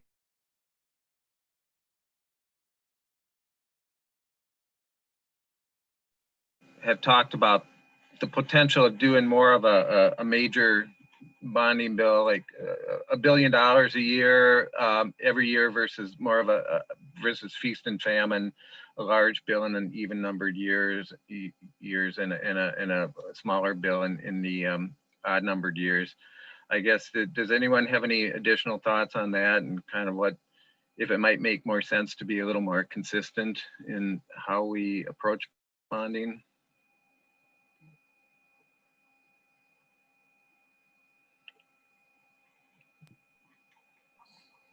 Any takers? I think we're all waiting on each other to say, yes, consistent and significant. We're all in agreement there. I think the other thing that's really important to talk about and to realize is how dysfunctional it really is to have bonding be the last thing, bonding be the bargaining chip. And it just speaks to an overall concern about how governance is done in Minnesota. You know, to Laura's earlier point about, we didn't used to have special sessions all the time. You know, the bonding bill just wasn't quite the bargaining chip that it is today. There was just an understanding of the responsibility to get that done, you know, on a regular basis. And yes, politics are played with any number of bills, especially those that have, you know, particular projects in particular districts. But if we were to think of the bonding bill as something that's as essential as passing the budget, as essential as, you know, ensuring that health and human services activities can continue, as opposed to something that feels like dessert or a nice to have, this is a must have for the community that need wastewater treatment facilities, that need good roads, that need, you know, those community amenities that keep the lifeblood of those economies and those communities flowing. So there just needs to be a shift of mindset. And I don't know how that happens, but a shift of mindset to consistent and significant, and that this is part of the work of basic governance, not a nice to have. Absolutely. Yeah. I just want to echo that. And I think there's two things to think about that go right along with that sort of culture shift, from politically culture shift around this issue. You know, this in state government, and Rachel certainly speaks to this as well. We can't borrow money against ourselves, right? We can't spend money we don't have. So what we have to do is we have to leverage what we do have and go on the bond market. And so this is the most responsible fiscal tool we have, because we don't borrow against our future. We're borrowing, but we're not using the dollars, the tax dollars that we're anticipating to come in and spending what we don't have, having an unbalanced budget. This is a way that we can really take all of the fiscal responsibility that our state genuinely and historically has used, and we can go on the bond market and we can get other people to invest in our state. And so I think that's a really important thing to think about, that this is the one of the best fiscal tools that we have, and it can only be used for certain things. It can only be used for capital investment. And so I think, to Mary Margaret's point, like, we just need to think about this differently. The other challenge we have, and you know this, is that it does require supermajority to get these bills passed. And that is an entirely different calculus than it would be for the budget bills, for lots of other conversations that we have. And going into 2021, obviously we still have divided government in Minnesota, but the margins are smaller, which means that we need more bipartisan work in order to continue to have these conversations. I will say that this bonding bill that we had, really was the accomplishment of bipartisan cooperation and engagement. And, we have great leaders. Senator Senjum just really was an amazing leader, and Representative Murphy, just both of them just passionate about making sure that this bill got done and bringing along a broad coalition of legislators to make sure that it happened. But to Mary Margaret's point, we have to really think about this differently, as that it's not a bargaining chip. It's not an end of the session. It's not a nice to have. It's a must have, fiscally responsible tool to use as early as possible, consistently as possible, and in a strategic and sustainable way.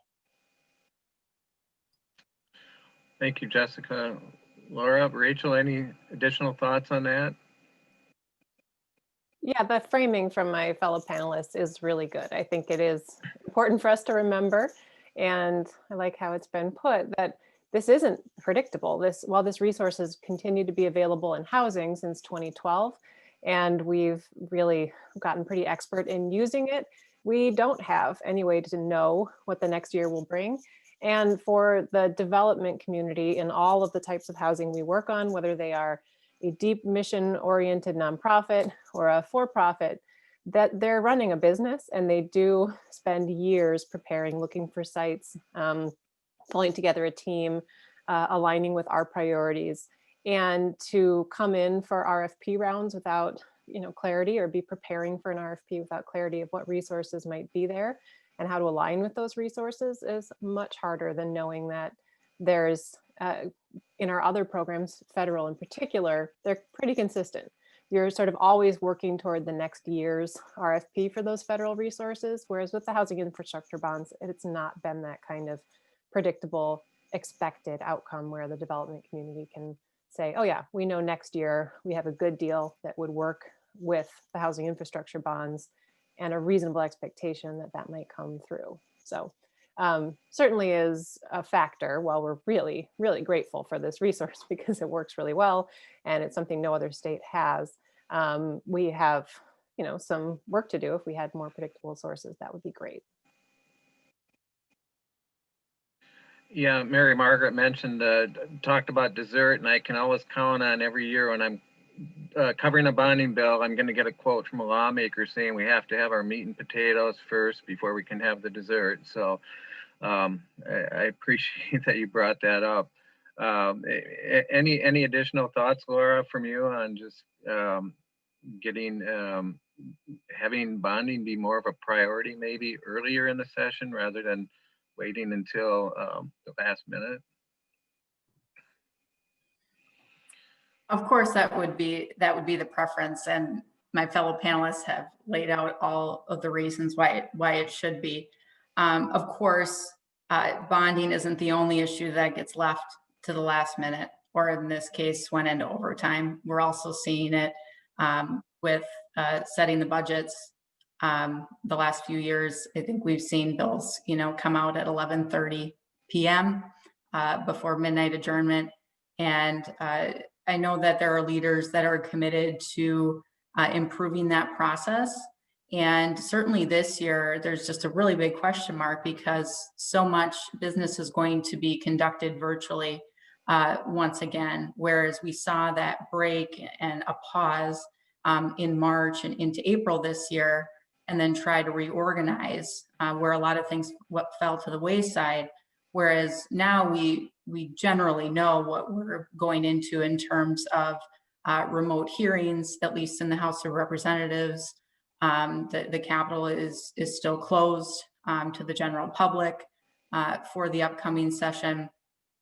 So certainly all of those things will play a factor into in a process that, it's sort of designed to be a little messy. And that's just how it goes when you're trying to change or create laws. So certainly it's not the only thing that gets left to the third weekend in May, but certainly the earlier, the better. Yeah. I could just jump in with one thing here. Is that okay? Thank you. So Laura and I actually have a shared history of working for the League of Minnesota Studies. And so I was there for 14 years before moving on to AIA. And back in the day, on one of our legislative days, we created this button that said, "Good governance, you betcha." And it was basically saying, reinforcing that Minnesota is a good governance state. We don't have a lot of corruption here. We don't have a lot of the issues that a lot of other states do. And we have a great history of bipartisanship, the Minnesota Miracle, that history matters.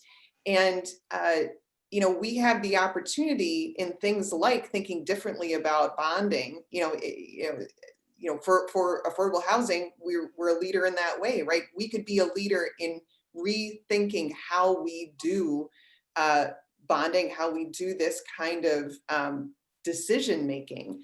It obviously that would take different political will, different priorities than what we have right now, but we have a great history there. It would be wonderful for there to be some new vision of what's possible with Minnesota governance that again sort of puts us on that in that model territory, as opposed to dragging out a bonding bill absolutely to the last moment.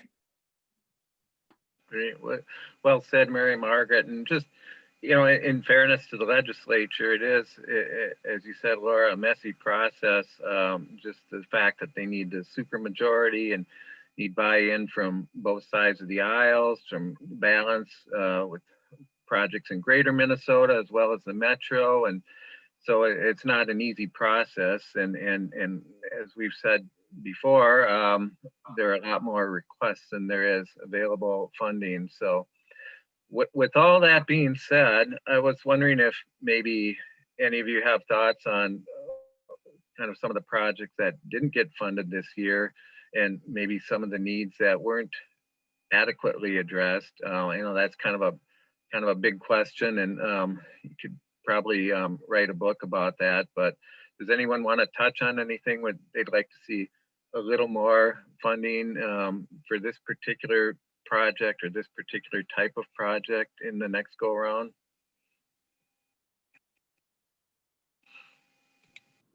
So I'll just be really candid, Brian. We very conscientiously don't pick winner and loser projects, right? We build things, and we want to make sure that the investment is balanced across vertical, water, transportation, and so that there's a lot of investment in areas. We want to make sure that it does meet the needs of greater Minnesota, and we want to make sure that it has this spectrum of investment along the entire construction spectrum. So those are sort of the criteria that we looked at in terms of advocacy.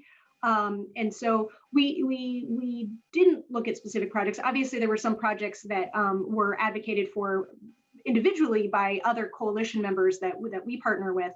But from our perspective, from the building trades perspective, we wanted as large of investment as possible, as quickly as possible. And that's been the position that we've taken.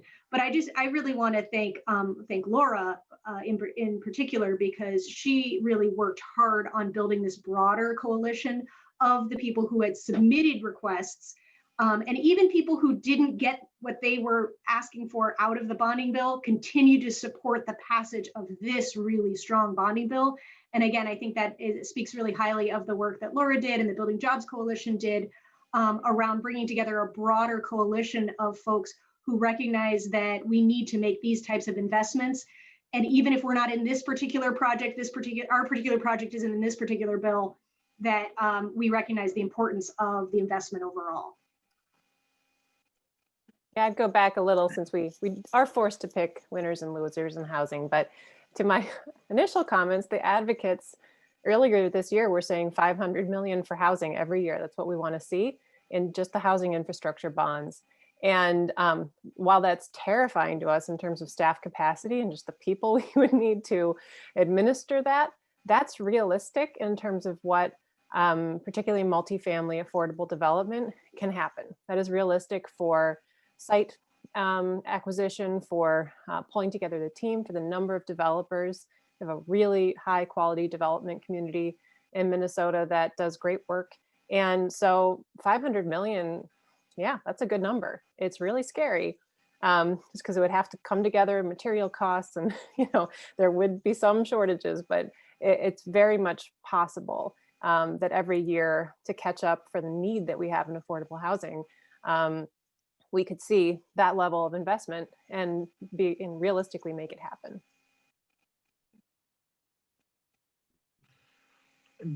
Do you have any thoughts on that, Laura, as far as how the bonding dollars are allocated? And I know sometimes there's also debate, of course, whether to use general funds for a certain type of project, or trunk highway bonds versus general obligation bonds, that kind of thing. Any thoughts on that? Kind of what we fund and how we fund it? Well, certainly, and wanted to acknowledge the kind comments from Jessica. We were able to pull together as a group, and a number of other groups, you know, outside of this list too, were very active on the advocacy work, but over 70 organizations, from religious organizations, watershed districts, local governments, all coming together under this umbrella, and carrying that message was really, really key this year. So if we want to look at a light and the fact that we had to have 5 special sessions leading up to it, that would be one, in that we were able to coalesce around this issue and get more people inside and active at the Capitol and singing from the same song sheet. In terms of specific funding, you know, it's also hard to say, you know, somewhat, because so many of these programs were funded and weren't necessarily earmarked. So we don't even know yet those specific projects that are going to get funded through a competitive, you know, grant process. So certainly that will need to play itself out in terms of timing.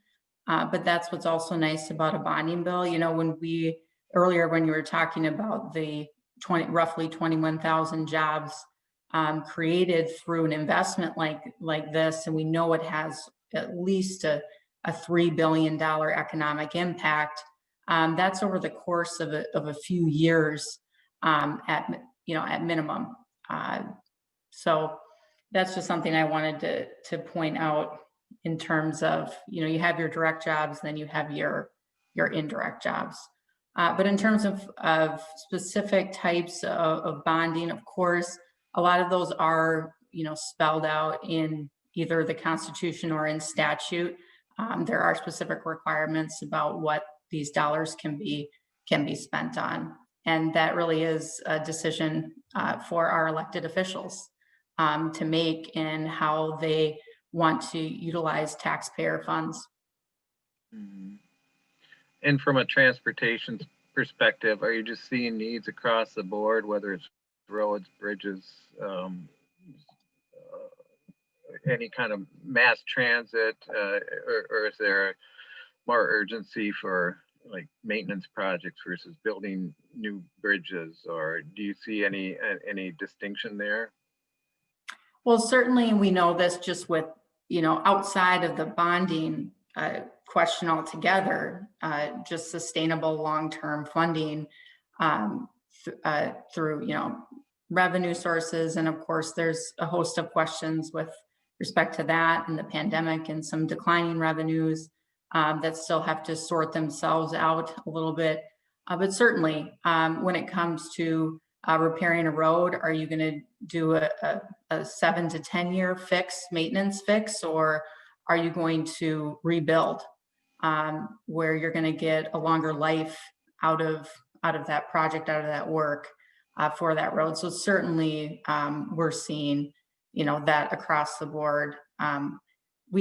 I know when I hear Commissioner Margaret Anderson Kelleher, MnDOT, speak, she always talks about, we just have a lot of roads. I mean, the amount of mileage that we have in this state, we're a big state.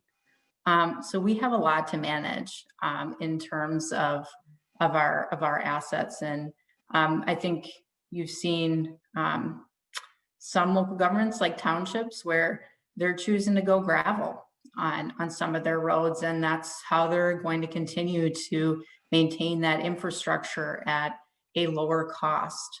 And so certainly you see those decisions playing out at the local level as well, because of the partnership between state and locals.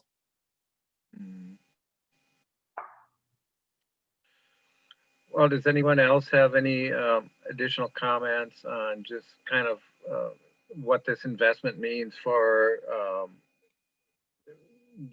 your constituents or the people you represent, or the state, you know, writ large? I mean, I think certainly there's the stimulus aspect of, and maybe that gets into why it's a shame that the bill didn't get passed sooner rather than later to maximize the stimulus for the the COVID-19 induced economic downturn we're in. But I wonder if anyone is just interested in following up on that and just maybe talking a little bit more about what these investments mean for the state economy as a whole, whether it's housing or transportation or just putting more workers to work. I actually want to kind of turn this in a slightly different direction. You know, I think the other thing that is really important about these investments in capital projects is that when it comes to climate-oriented goals, right? We need to both be designing and constructing new buildings that are highly energy efficient, that are helping us address our climate goals. But we also need to recognize that existing buildings and reworking those existing buildings is actually one of the most climate friendly things we can do. So when it comes to vertical infrastructure, investing in those first costs as part of capital investment toward a zero carbon future, that happens in both spheres, not just new, but also asset preservation. So there's a lot of good work that is done through investment in the bonding bill that actually helps us toward those climate goals too. And to kind of piggyback on that a little bit, one of the areas that we've made a ton of progress in the construction industry in Minnesota is we've continued to attract more women and people of color into the construction workforce. And the #1 retention strategy for a workforce is a job. And so it's very difficult for us to continue to have registered apprentices enter into our apprenticeship programs and then graduate as skilled trades workers if there aren't enough jobs for them to be able to go to continue to develop those skills and earn when they learn. And, you know, in Minnesota right now, we're very proud of the fact that about 20% of registered apprentices are people of color. And so, again, we need to think about investment in construction also as investment in the construction workforce. And that's why this means so much, particularly in the time of this economic downturn, that if we have large investment at that sustainable level, we can continue to attract more women and people of color to the industry, continue to help them develop their careers and provide for themselves and their families. Absent that type of investment, we can't grow workforce. And so I think that, you know, along with our climate goals, we also have workforce diversity and inclusion goals. In this bill, the equity and bonding was part of this space, where it includes making sure that women and people of color are representative of the workforces that are working on these projects. And again, because these projects provide good wages and good benefits to workers, these are really the type of investments that we want to be making because they meet a lot of our values and invest in our infrastructure. So I think we have to think about this as a force multiplier, if you will, in terms of these other goals that we have as a state.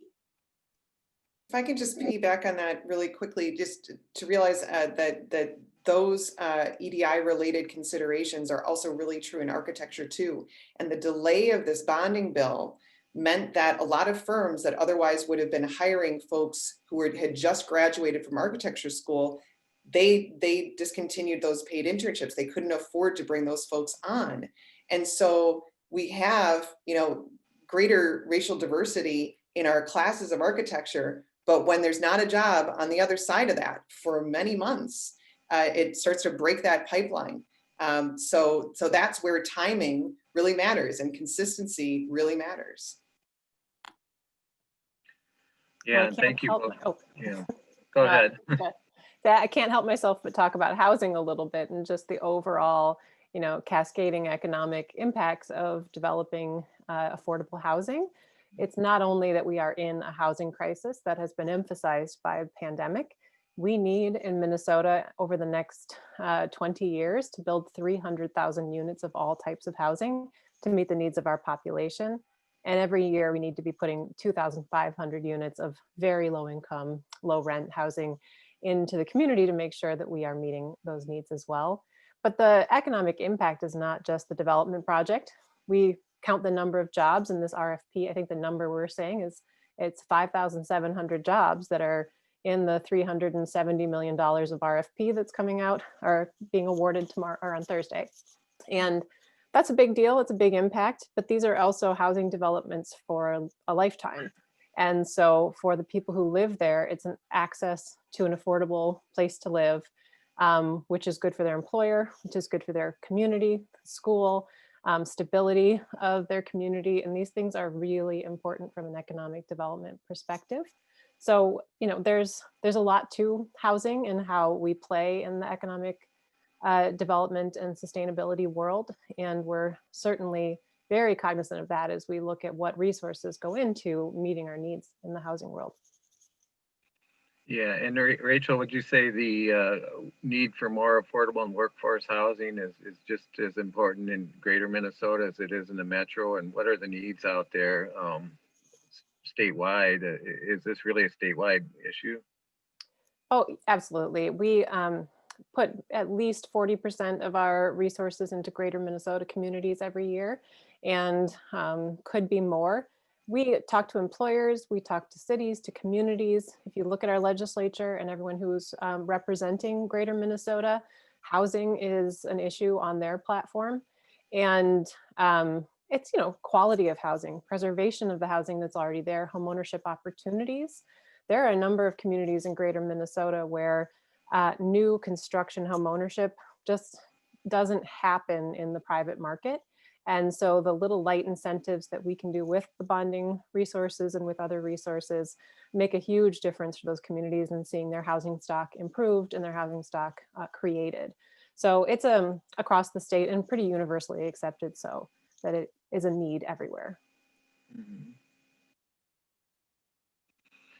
Well, and I know a big part of the bonding too, like with the University of Minnesota, for example, a big chunk of their bonding take goes to asset preservation.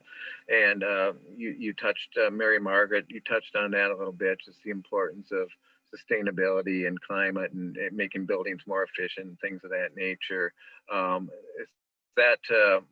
Does anyone want to speak to the just the asset preservation aspect of these investments and just kind of what it means to have more sustainable buildings and better functioning buildings, whether it's for U of M classroom or any other project type for that matter?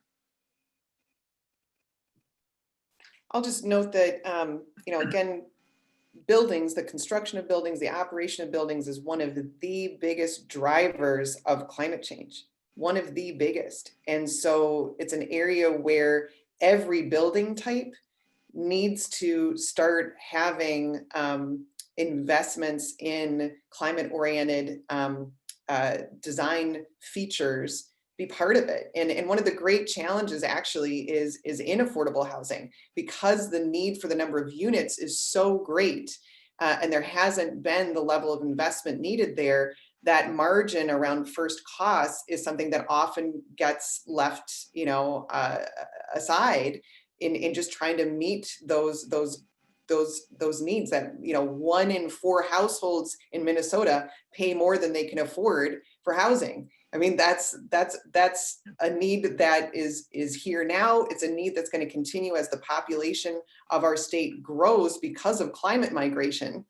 We've got a lot of work to do here, and every building type needs to have those climate-oriented design features, climate-oriented construction processes, and then operation and maintenance over time be baked in to the way that we fund and the way that we think about all this. Yeah, great point. And I guess just we're getting a little bit close to the end of the hour here. I was wondering if anyone has any parting thoughts or would like to touch on anything that maybe I didn't think to ask about, or anything else as we get close to wrapping up here. I guess I would just echo that, you know, while obviously 3 of us represent advocacy groups, and Rachel is, you know, an incredibly strong advocate for affordable housing in Minnesota. I think I would like to just stress lessons learned, to Laura's point, that individual organizations can advocate and be really strong representatives of their own membership. But really, when you come to something like a bonding bill, when you come to something that is so broad reaching and statewide and has such big scope, that really developing and building and utilizing the work of a coalition is incredibly important. And I think, frankly, that was one of the reasons why we were more successful this year than we've ever been before, is because we had support from the state. We had legislators who were incredibly engaged and committed, but we also had this broad reaching coalition of folks who saw that this was the right thing to do. And again, as a lesson learned about why we got the biggest bonding bill in history, I think that is the biggest takeaway for us. One thing I would just note is that the AEC industry is a system, right? And the bonding bill supports the whole of that system when there's funding from pre-design through construction and asset preservation. And this bonding bill served the system, and that's great. It can serve the system even better if there is regularity and consistency in how it's done on that governance side. And I would just acknowledge, in addition to the good work by all of the advocacy organizations and groups, you know, the legislature, they pulled through, and it was not an easy decision for a number of legislators, frankly, to vote for such a large bill. And a lot of them pulled through. Not to get into insider baseball or anything too much, but you know, as someone who works at the Capitol, you always want to have your vote count before you go into a vote. And most of us had a range when it came to the vote count.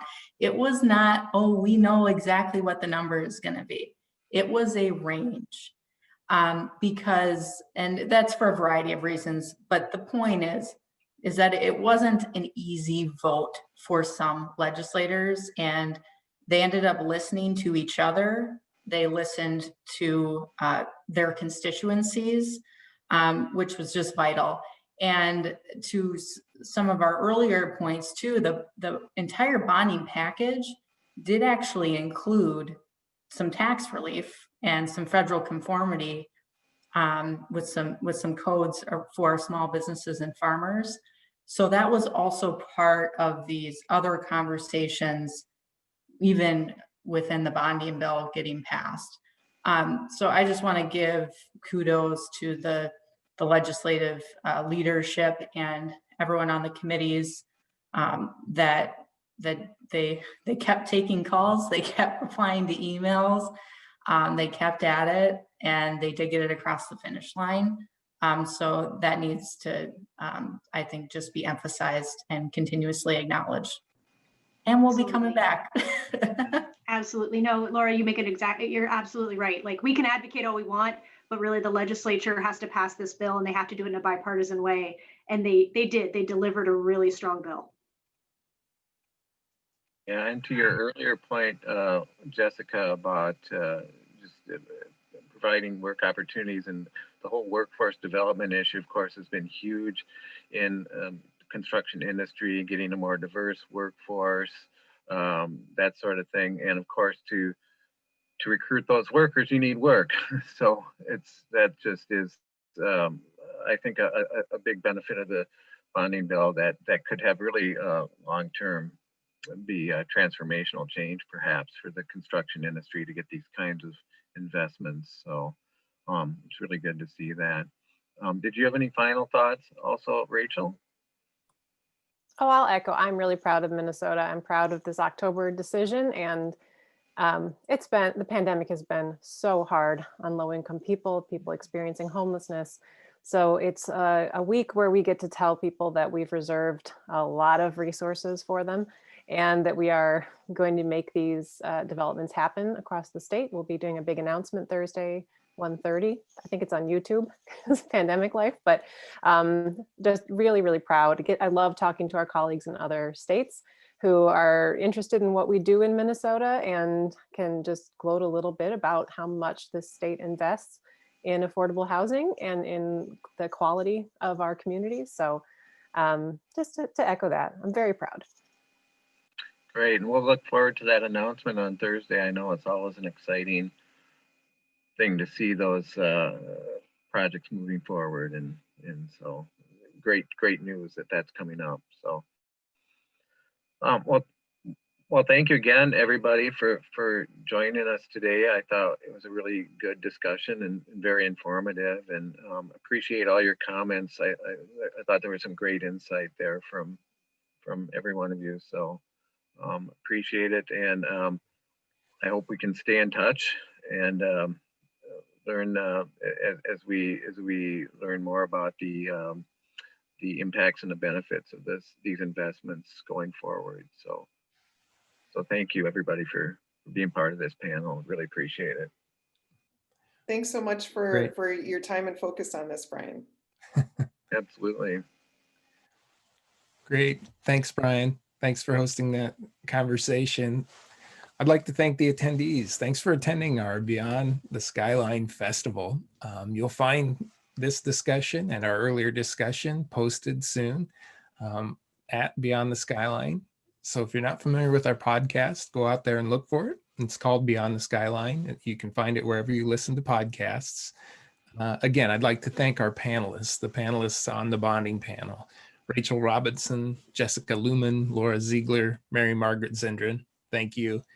And thank you for those panelists who spoke earlier on the commercial real estate panel: Joe Spartz, Lisa Christianson, and Brent Erickson. Thank you so much for taking time out of your day. Again, one more round of thank yous to our attendees. I appreciate it, and we'll see you out there on the podcast Beyond the Skyline. Thanks everyone for attending.